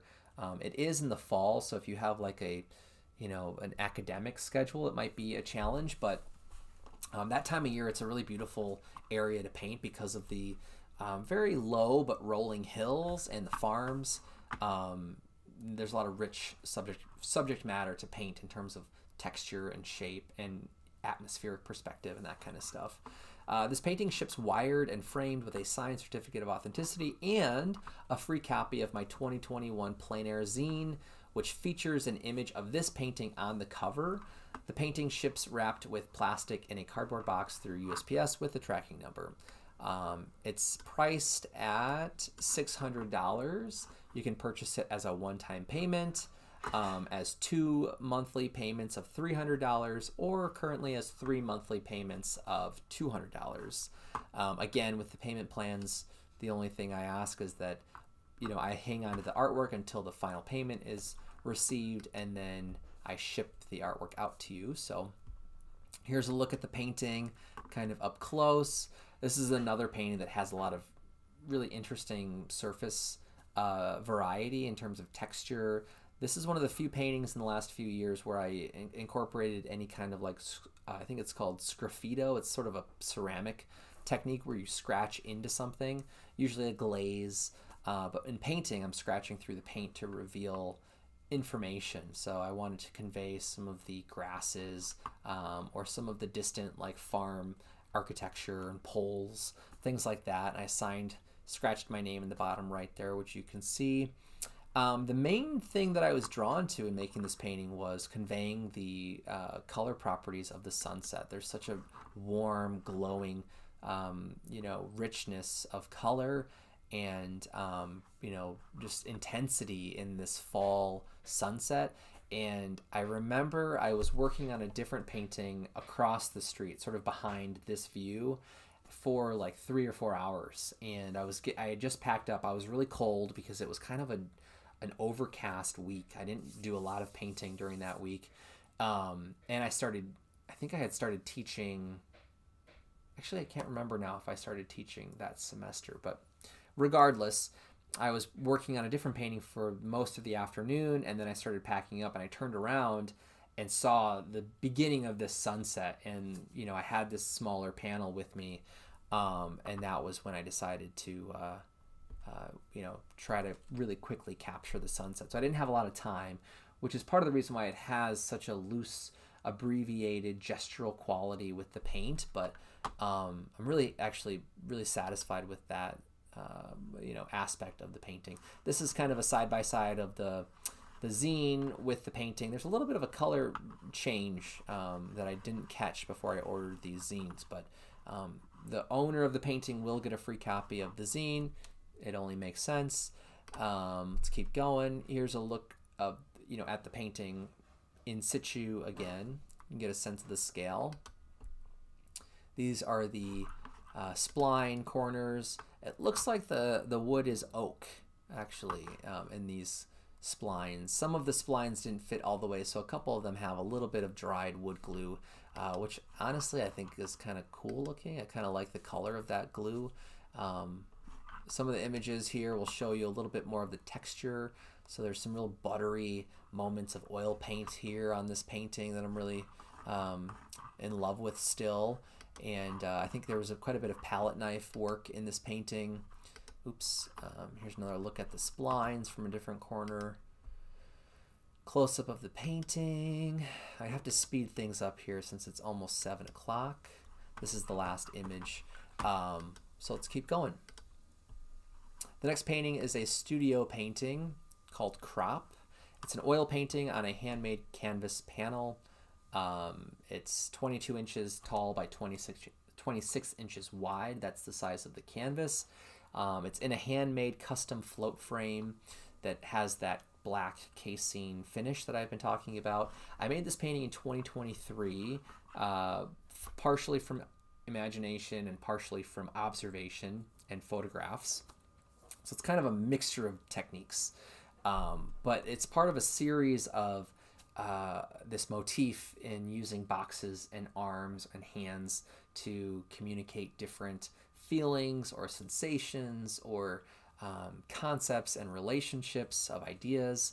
I decided to title this painting Crop because of the this sort of patterning of green line work on this plane of the box. The idea for this painting initially was to show almost like this cube chunk of earth that was sort of removed from the crust of the earth and placed down somewhere else. Kind of thinking about things like, being a transplant person moving to different places, thinking about belonging and place and identity and how we associate who we are to places in the world, and thinking about this desire to take places with you when you move around. And I think crop as a word, it kind of, it feels like it's this desire or sensation of wanting to grow, memories, or to grow opportunities, as like this harvesting process as well. So I don't know. I think the title kind of for me at the time was hitting a few different ideas, but obviously it has this landscape context as well. So we have this cube box shape in this very different type of environment, and I liked that juxtaposition of color palettes and texture, and making something feel a little bit out of place. And I think this was based on an ink sketch that I had made prior, and then I took photos and I built this little cardboard paper box and took photos of my hand holding and gripping the side of the box just to get the right angle and to make it feel a little bit more convincing and believable. So again, it's sort of a Frankenstein grouping of methods that I've learned over the years to make this painting. This ships ready to hang with a signed certificate of authenticity, wrapped in plastic in a cardboard box. That's, again, if you're not local and you don't want to choose the local pickup time, this will be shipped very protected, with many layers of cardboard in a cardboard box. The price of this painting is $3,000, $3,100 if you want to buy it all at once. You can spread that out through through one of the payment plans if you want. So for 2 months, it would be $1,550 per month for 2 months. For 3 months, it would be $1,033 every month for 3 months. 4 months would be $775 every 4 months. And right now I just have those options. But again, if anyone is really seriously interested in purchasing one of these paintings, but maybe those options don't match your budget, please let me know. I'm always happy to create more options for payment plans. That being said, let's take a quick look at the painting. So let me zoom in here. You can get a sense of the smaller details and textures. So I'm hoping that some of what I shared already with the concept is somewhat, visible through some of these signifiers. But again, I think part of my process also is about making artwork that is open-ended in some aspects. Like, I don't know what the landscape around the subject is supposed to mean. I don't know what the texture of some of the patterning on this cube is necessarily supposed to mean for you. You can use the title, you can use what I've shared as a jumping off point to create your own narrative if you want. But I like to make work that sits somewhere in the middle of interpretations, right? So for you, it might read as this really sort of dark or ominous, this very dark or ominous type of subject. And for someone else, they might see this as very optimistic and very, welcoming and very positive. So it's hard to really pinpoint just based on things like color relationships and texture and that kind of stuff, whether something is good or bad, right? Or good or evil. And I kind of like creating images that push us to question something or to find something familiar. And it takes a little bit of effort. I don't always like to make work that is super direct and, obvious in what it's supposed to be telling you. So this is an example of one of these paintings where it's really about what you see, right? And how you interpret the painting. This painting does come with a free gouache sketch. It's not necessarily related to crop or the meaning of the crop painting, but it was made around the same time, and it does have a little bit of that landscape sort of subject matter embedded into this very flat graphic gouache achromatic sketch. So I made a couple of these gouache paintings on paper in preparation for larger oil paintings that some of them turned into paintings, some of them are still just sketches, but this is one that was never made into a larger painting. But as I was working on this, I started to revert back to some of the ideas I've explored with the human body. So on this plane of the box, there's this illusion of a human sort of belly kind of section with a little bit of hair and the belly button. And on the top of the box, there's this cornfield with a little bit of a pathway, almost like a maze cut out of the corn. And this is a billboard, an illuminated billboard that doesn't have any imagery on it. So it's kind of, again, it's also a very mysterious little painting. The shapes in the background and the foreground are also meant to be very ambiguous and very simplified so that they can represent a lot of different things to a lot of different people. But I felt like the two paintings together would, again, make for a really interesting pair in someone's home. This is an image of the painting crop during my pop-up solo show at Task Creative in Cudahy last summer in August. Not the best image of the painting, but these are ones I recently took just last week. So you can get a sense of the color properties. That red, that like cadmium red, almost vermilion color against the green. That was like one of those moments as a painter where you're just kind of like, you just love that interaction of color relativity. And I also am really pleased with some of the more graphic elements in the landscape as well. So this was a really enjoyable painting. It was a very like eye-opening painting, I think, for me when I first made it, because it allowed me to apply a lot of different skills that I've acquired over the years. As I mentioned before, where I'm working with kind of conceptualizing the idea through ink drawings and small thumbnail sketches, and then building small props and then photographing those, and then working from just imagination to create this environment. I like that it has these different sides to the image and the space that are similar but very different at times. Like I like that the hand is very believable and convincing and realistic, and it feels volumetric, and there's like moments of temperature in the fingers gripping this material, and then there's things in the environment, in the landscape, that feel very impossible. Like you'll never see a landscape that looks that vivid and that saturated, or that flat and graphic. The other thing I remember really enjoying about this particular part of the painting is that through this thin continuous line, this is all made with two lines, and you can see where the two lines almost meet to create one line. And I really love that I left that part alone, as a moment in the painting of difference, right? Where it's like, well, there's a decision to not connect these two lines, right? And the line can represent whatever you want it to represent, but once I started to really fill in the majority of that grassy plane of the box, then it started to read as like a corn maze, these like aerial shots we see of cornfields and mazes, but it also read like a thumbprint as well. And I kind of liked that play of identity and the body and history and leaving your mark on a particular place. So it had, for me, when I look at the painting, it starts to generate those internal ideas and dialogues. And maybe you saw something similar, maybe not. That's really, there's no right or wrong when we look at artwork, but I hope that at least hearing my interpretation is informative in some ways. So here's some just kind of images to show you the texture of the surface of the painting.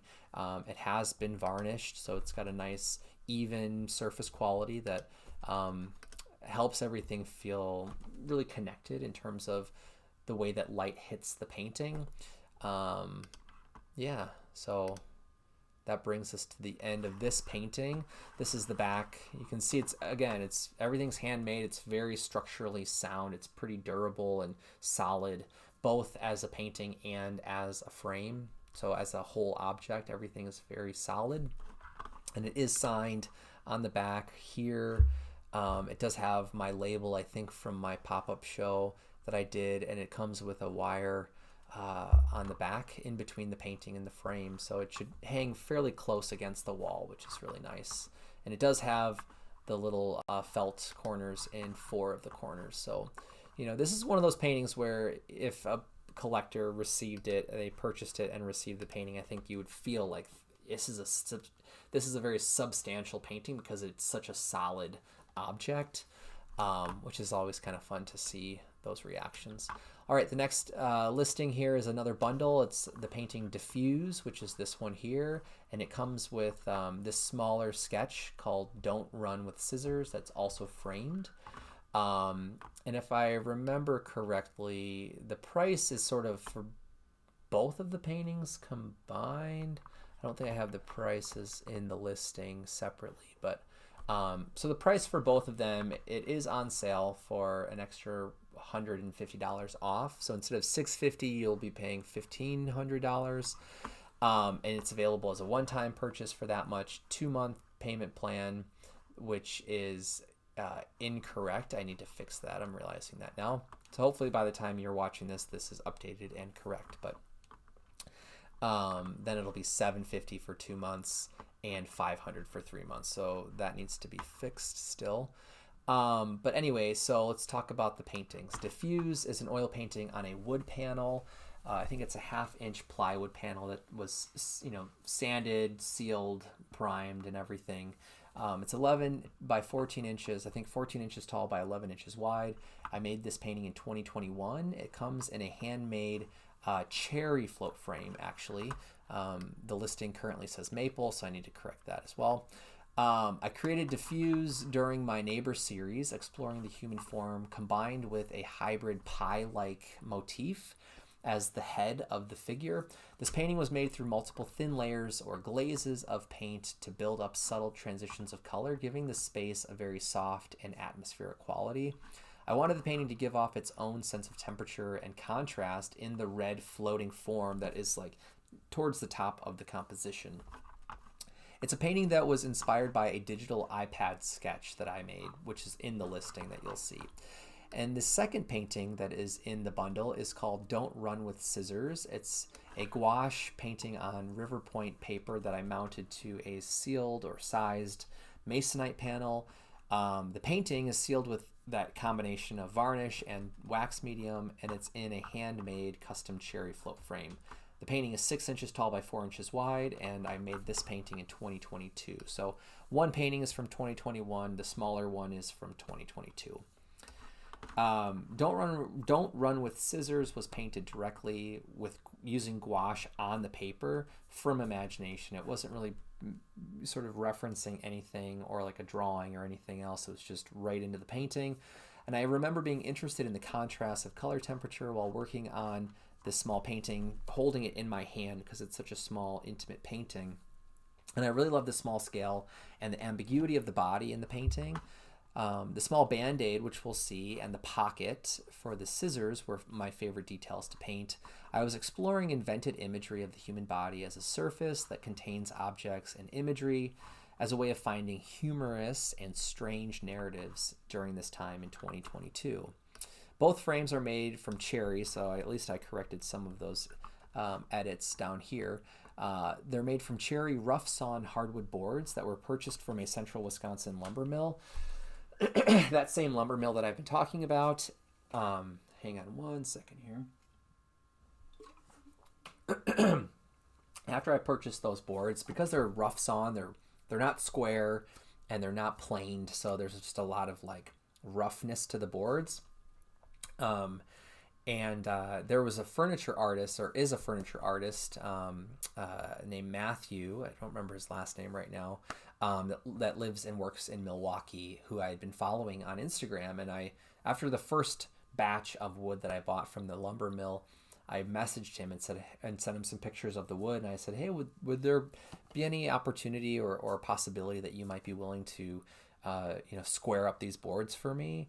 And I would pay you. And he said, yeah, for sure. And he gave me his like rate for the like 1 hour of work that was going to take. And it was super, feasible and affordable. So the wood for a lot of these frames, it's actually like gone through 3 different groups of people that are all Wisconsin small business artisans and artists and, just business people. which is really kind of a nice little component to some of the artwork that I've been selling, is that it does have a life that, comes from the state of Wisconsin, which I'm really proud of. And then once he cleaned up the boards, then I cut them down and ripped them into the strips to make my float frames. Excuse me. And then both frames are finished with an oil and wax finish to bring out the natural grain and pattern of the wood.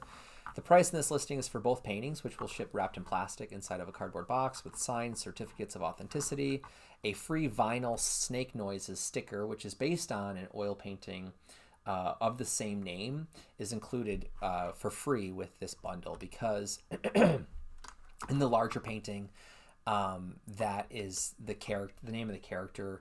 That neighbor idea is the same visual that was in the sticker that comes with the painting. I can show you here real quick. This is the sticker, which you'll see here in a moment in the listing. I don't even know why I showed you, because it's in the listing here. But these are the two paintings side by side, again, situated on a wall so you can get a sense of the scale. Here's the sticker that comes with the paintings. Another view of them hanging on the wall. Here's a closer look at the painting. One of the things I love about this painting is that there's two things I'll say. Number one, I love the soft atmospheric quality of glazing and thin layers of oil paint that create this really open and kind of sensitive surface in the painting. But I also really love this particular section of the head piece of the neighbor character, because it's really textured, and with the glazing it brings out the very subtle but rich textures of paint in that part of the subject. So here's a side view of the larger painting in its frame with the walnut splines, the cherry grain and shapes of the patterning are so gorgeous. And I'm really happy with the way that this painting looks in this frame. I just recently put it in this frame for this shop update, so I'd never seen them together, and I don't know what took me so long, but I'm really pleased with how it looks in the frame. This gives you a little bit better of a sense of that texture that I was just talking about. And then down here we have this, pieces of the human form and the human body kind of tucked into this like Frankenstein sort of subject down at the bottom. And part of the idea was that the headpiece is almost like this cap that was like blown off of the rest of the subject, and now we're seeing what's inside of the form. And it's sort of this like reveal or encounter or moment of privacy that we're able to access. And I liked that concept for the painting. And again, this, like I said, was based off of a digital iPad drawing that I had made, but here's a closer look at some of those glazes of transparent, very warm colors that I was using in the painting. I really love the way that this painting has held up over time, and just the surface quality is really, really satisfying. It has this almost like waxy kind of surface that I'm really, really happy with. This is the back of the diffuse painting. So again, here's the hanging hardware. You can see where I've filled out the information. It's got the felt pads at the bottom. And then this is the digital iPad sketch that I came up with. So this is kind of like my early concept sketch for the idea that I based the painting off of. And basically, once I started the painting and I had these kind of main elements in the composition, everything else was just intuitively created and painted into the space. And I added in more of a portrait, like a little bit of a portrait on this area in the painting, which wasn't part of the drawing initially. I can't remember now if I think I took a photograph of myself sitting in like a computer chair, like hunched over to get some of the anatomy there, but otherwise things were just kind of like again, intuitively sort of invented. And because there's this clear theme of like extremities or limbs and legs and arms, I kind of felt like the two paintings fit together really well. because they both show the human body, but in such strange and surreal sort of ways, that they would make for an interesting pairing. They're both also framed in cherry float frames too, so they have that kind of like, they're housed in similar materials. This is that Band-Aid and scissors kind of pocket moment that I was talking about in the listing. I really am still really in love with the layering of chromatic color to achromatic color, or more muted color in this painting. The intensity of these red, small, tiny marks. I remember holding the painting and putting in these teeny tiny little, almost impressionistic color patterns that from a distance start to create their own, unnatural but believable sense of volume. And it's really meant to be kind of a strange, surreal, uncanny painting, much like the larger painting in the bundle. This frame also has its own really beautiful patterning of cherry wood grain that I think plays in an interesting way with the image. This has a patterning of small, almost like dotting, like pointillism technique that is very different than this like wave pattern. But together, I think they make for a really interesting combination. Here's a closer look at the little Band-Aid and the scissors. There's a lot of really small moments of very vivid color property in this painting that when you see it up close, it's like this, kind of dazzling, for lack of a better word, effect of color variety that I'm really happy with still. This is the back of that painting. So again, it has that kind of plywood backing, wood to allow for hardware to attach to the back of the cradle of the painting. All right, let's see what's next in the listing. Hopefully this is the last paint. I think this is the last like actual painting that's available. There's 10 listings of original artwork in the shop update, and then I have a few other listings that I'll just run through really quickly after this one. So the last original painting that's framed and available ready to hang is this small gouache painting from 2019. So this is a pretty deep dive for this particular shop update, but I've had this painting since then, and it's been in a couple of exhibitions. Hasn't found its collector yet. It's one of the cheapest paintings in the shop update, if not the cheapest painting. And it's titled Fiesta. It's a gouache painting on River Point paper. It's mounted and matted inside of this store-bought frame that comes with glass. The painting itself is 4 inches wide by 5 inches tall, so it's not quite 4 by 6. So that makes it a little bit funny to frame, but I think with the white mat and the white backing paper, it works out okay in this white frame. So yeah, it's from 2019, framed in a white store-bought frame with glass. It's the frame has a very small crack on the side that is visible in one of the photographs that we'll look at, where the hanging hardware was installed. So these frames, it must have been from like Michael's or Target or something. It only came with that sawtooth type of hanger in the back, and most galleries do not accept artwork that has sawtooth hanger. So I had to adhere or install hanging like D-rings on my own. And when I was drilling in, and I drilled the hole, like the pilot hole for the D-ring, and then once I screwed in the screw, that's when that split started to happen. It's really not that noticeable, but I want to make sure that if you're interested in the painting, that you're aware that there is a very small little crack on the side. Fiesta is an original gouache painting that I made from imagination, directly on the paper with paint. So again, this isn't from a sketch or anything. It's just right into the painting. It's a self-portrait of sorts that was created while I was in graduate school at Michigan State University. I first exhibited this painting in a pop-up mixed media exhibition called Hector Acuna at Kresge Art Center in room 8, which was this like rentable, small, like 10 foot by 10 foot room that any student could rent out for a week at a time. And I had this pop-up show in the spring of 2019, right before my last year of grad school. The work in the exhibition explored themes of identity, Mexican-American stereotypes, and surreal representations of the human body. I exhibited the painting during a solo exhibition at the Saugatuck Center for the Arts in Saugatuck, Michigan in the winter of 2020. So this painting has been in a few different exhibitions. And the last one that I have records of is that it was exhibited in a Small Works juried exhibition at Roundtree Gallery in Platteville, Wisconsin in 2021. So again, like I said, it's been exhibited a few times, has yet to find its collector, which I think is kind of crazy because this was a painting that I used to create my first ever vinyl sticker called All Eyes. So the painting is called Fiesta, but the sticker is called All Eyes. I basically just photoshopped the figure out of the painting and made these big stickers.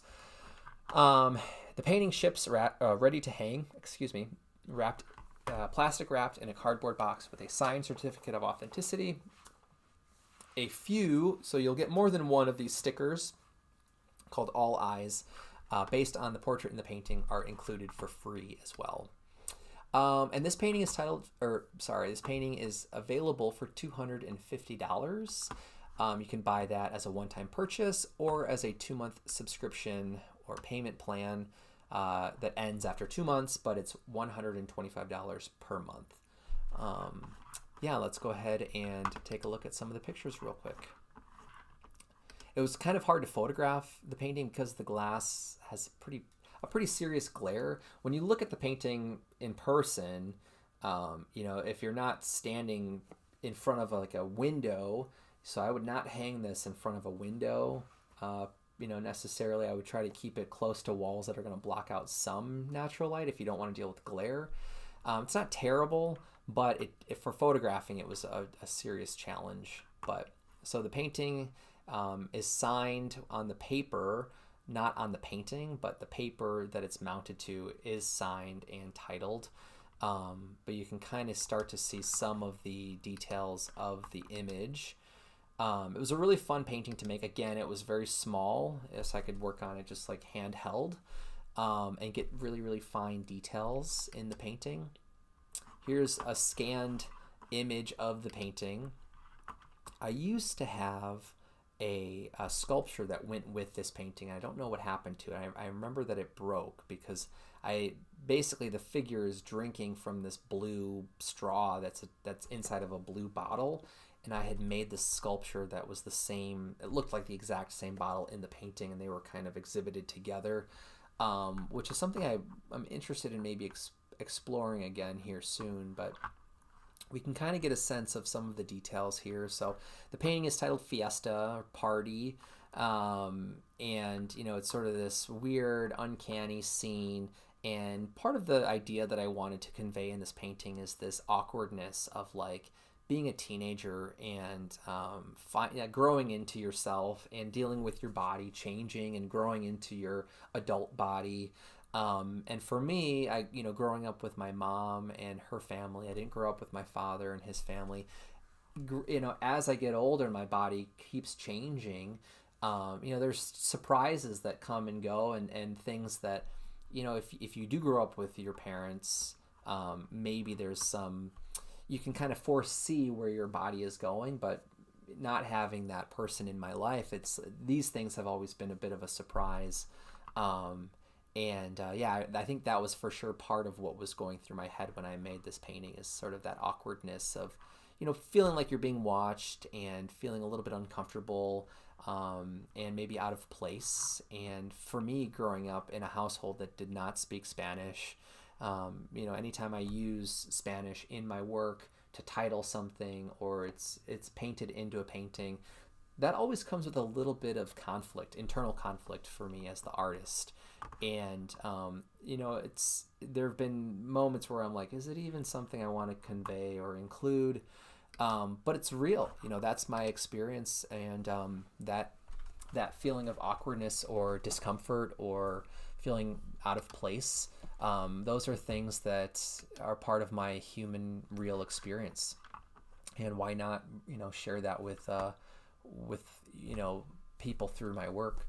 Okay, really quickly here, this is that little tiny crack that I was talking about. And you can see how it compares to the size of the frame and the size of the D-ring. But again, just so you're aware, that is in that it's part of the frame currently. You could always get a new frame if you wanted to, but otherwise the frame's in pretty decent condition, I would say. It's been through a bunch of chapters, and it's had its own adventures through different exhibitions and things, but again, that's part of what you're collecting, I think, when you support an artist, is that you're also choosing to bring something out of like the public rotation of objects and give it, a more intimate relationship with your own home.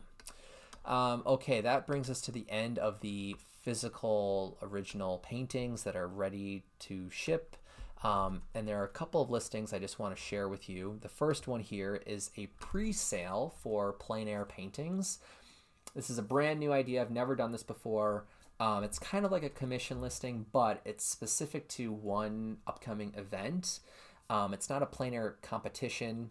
It's a personal trip I'm taking with my wife and some of our friends from Michigan. We're going to be doing, I think it's like a 5-day backpacking trip in Iceland on the Lagavagur Trail. I probably mispronounced that, but it's one of the most beautiful trails in the world. It's regarded as one of the most beautiful trails that you can hike in the world, and we're very excited to go. Once I knew I was able to go, and my wife and our friends are already like talking about inspiration for my painting practice and maybe getting to do a little bit of plein air. After weeks and weeks of thinking about it, I thought, maybe it would be interesting to offer like this very limited set of listings for pre-sale plein air paintings that I will make on the trip. And kind of like the paintings I made in Colorado that are on paper, or maybe I could even bring like linen that I could like clip to board, like a foam core or something. I have yet to figure out the materials, but I have a lot of information on this listing about how the pre-sale works, the timeline, the terms, what to expect. There are 4 listings, I believe, available. There are 2 for a 4-inch by 6-inch painting and 2 listings for a 6-inch by 6-inch painting. And the plan right now is to probably use oil paint, but if I run into some kind of a problem packing or like researching, customs things, I might have to go with gouache instead. But you can learn about those materials and how I've used them for plein air through some of the imagery in the listing here. I'm getting very close to having to use the restroom, so I'm going to have to kind of speed things up here before I end the live stream. But these are some examples of gouache plein air paintings that I made during a trip that Megan and I took to Spain and Portugal last summer. It was a trip we had paid for tickets to go in 2020 and then lost our trip through COVID and the pandemic, and it took us 4 years before we were able to go again. The Iceland trip is something that our friend Emily has been researching for a few years, and she's talked about it over a couple of years. And, after going to Spain and Portugal, we've sort of thought, okay, this is going to be, the Iceland trip will be a lot more affordable compared to Spain's, itinerary that we came up with, because we're just backpacking. Once we're there, it's just like a camping trip until we fly home. So there's not a lot of tourism things that we'll be doing, but there's a lot of beautiful, beautiful places that we're going to get to see, and hopefully that I'll get to paint depending on the weather and how much time I have each day. But I just wanted to share an example of some gouache paintings that I've made on an international trip. These are in a sketchbook, but they're similar in size to what I'm offering in this pre-sale, because I know it's a little bit of trust that you're giving me in pre-ordering a painting before knowing what it's going to look like. But essentially what you're doing is you're reserving your spot for one of the paintings that I plan to make during the backpacking trip that are plein air. I might come home and make paintings from photos, but this is a listing for plein air, paintings that are coming. They're being made in Iceland and coming home with me from Iceland, and then we'll go to you, in your home or your friend's home. And that's what you're buying essentially, is like this reservation for one of those paintings, or multiple of those paintings. But there's only 4 slots available, and I don't know if I'll be able to make much more than 4. I'm hoping to have like 5 or 6 paintings, and then there'll be options for everyone. But the way this is going to work is that the order in which the listings for the Iceland presale are purchased is the order in which the collector gets to choose one of the paintings. So if you're the first person to go and buy one of these listings, then you'll get the first choice of whatever paintings come home with me that I made in plein air. And then the second person and third person and fourth person will get to choose. And then if I have any extra paintings from this trip, those will be listed on my shop, probably after I, send off the pre-sale paintings, but I'll list those on my shop, maybe before I ship the other ones, in case a collector who bought a pre-sale painting wants a second painting or something. But anyway, I will list those as available paintings on my shop to everyone. So this is really, it's really a pre-sale. It's like if this sounds like something that you're interested in, if maybe you took a trip to Iceland and you want something that's handmade and authentic and personal, from the trip that we'll be taking on this backpacking trip, then this might be something that you are interested in. But there's a lot of other information and details here for you to peruse and just learn about the way this is going to work, how I foresee actually making the paintings, just to give you a sense of the prices. So I've decided that the prices for each painting, these will be framed as well. I don't know what type of wood I'm going to use. There'll be float frames, kind of like the other float frames in today's live stream and in the shop update. But the painting itself will be 4 inches by 6 inches or 6 inches by 6 inches. So with the frame, that's an extra inch on each side at minimum.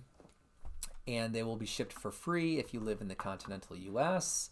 And they're on sale. So the plan is to list any extra paintings for the price that they're normally listed at. So a 6x6 painting, when I come back, if I have extras framed, they'll be listed at $385 as opposed to $360. So there's a few reasons to maybe consider the pre-sale if you see yourself wanting to collect one of these Iceland paintings. It's, there's a little bit of a discount, and you get first choice over, from what I come home with. So I'm very excited for this. Who knows what will happen in terms of the pre-sale. If no one chooses any, to pre-order one of these Iceland plein air paintings, I'll just list what I have when I get back from the trip, which, as it says here, is going to be in August of this year. So again, this is a new thing I'm trying out, and I'm really excited about the possibilities. And yeah, if you're interested, make sure to come in and check out the other details in this particular listing. Similar to that pre-sale is my commission listing, and I decided to only offer 2 commission spots for the spring and summer of 2025, and then I think when I reopen my shop in the fall, I'll do 2 more slots. So if you're someone who's considering an original painting for a gift, whether that's a birthday gift or an anniversary, or maybe it's a retirement gift or a holiday gift, you really start planning ahead, because right now there's only 3 out of 4 listings that will be available. Someone has already purchased at the time of this recording. One of the listings was already purchased. So right now you have access to the 6 inch by 6 inch commission, the 8 by 10 inch commission, or the 12 by 12 inch commission. Those are such weird words to say all together. But there's only 1 listing left, so you can pick one of those 3 sizes, and right now the 8x8 is taken. This is the way I'm going to structure commissions for the foreseeable future. But again, there's a lot of information, there's details on how this is going to work. I have a lot of other things like timeline and return policy information, reproductions and copyright, materials that I'll be using, how to order, accepted subject matter. So if you're interested, please take a look at this listing. And if you have questions, make sure to reach out to me. But I did bring in a few images of past commissions to use as the backdrop for some of these like graphic infographics here with more information for you. So make sure to take a look at that. And then the last few things that I have available in this update are my zines. So there's the volume 3 zine you can buy separately, the second volume you can buy separately, the first volume that you can buy separately, or if you don't have any of them, you can buy all 3 and save $10 off. So I do offer those as a bundle as well. And then the last thing in the shop update is this Giclée Museum archival quality print based on a plein air painting I made last summer at the Paint Grand Traverse event in Traverse City. This is another listing that has a bunch of context for the painting. I'm not going to get into it for the end of this live stream, but please take a look. I think there are 8 out of the 10 prints still available at the time of this recording, and there is an option to add a frame for an additional cost. So these are images of the frames that are available. So they're either white or black, and they do come with the matte as well, I believe. And then here's the original painting next to the reproduction. You can see how accurate those prints turned out. I'm very happy with the print quality there. Unframed, the painting is, or the print is $60, and then with the frame it is $85. So that I think is the end of the shop overview. I hope this was helpful and informative. Again, if you're watching this after March 15th when my shop closes, I hope you'll sign up for my newsletter, which you can do so at the contact page of my website, and consider supporting my work for future shop updates. If you're not subscribed to my channel, please consider subscribing and look for other platforms where you can find my work. I'm going to end the stream here. Thank you for tuning in, and if you have any questions, please let me know. And thank you to everyone who is supporting my work, both virtually and through the process of collecting my work as well. I hope that this maybe at the very least helps give some insight into my process and ideas that I like to explore in my studio, but also outdoors. So, okay, thank you everyone. I hope to see you in another live stream or video here on YouTube at some point soon. Okay,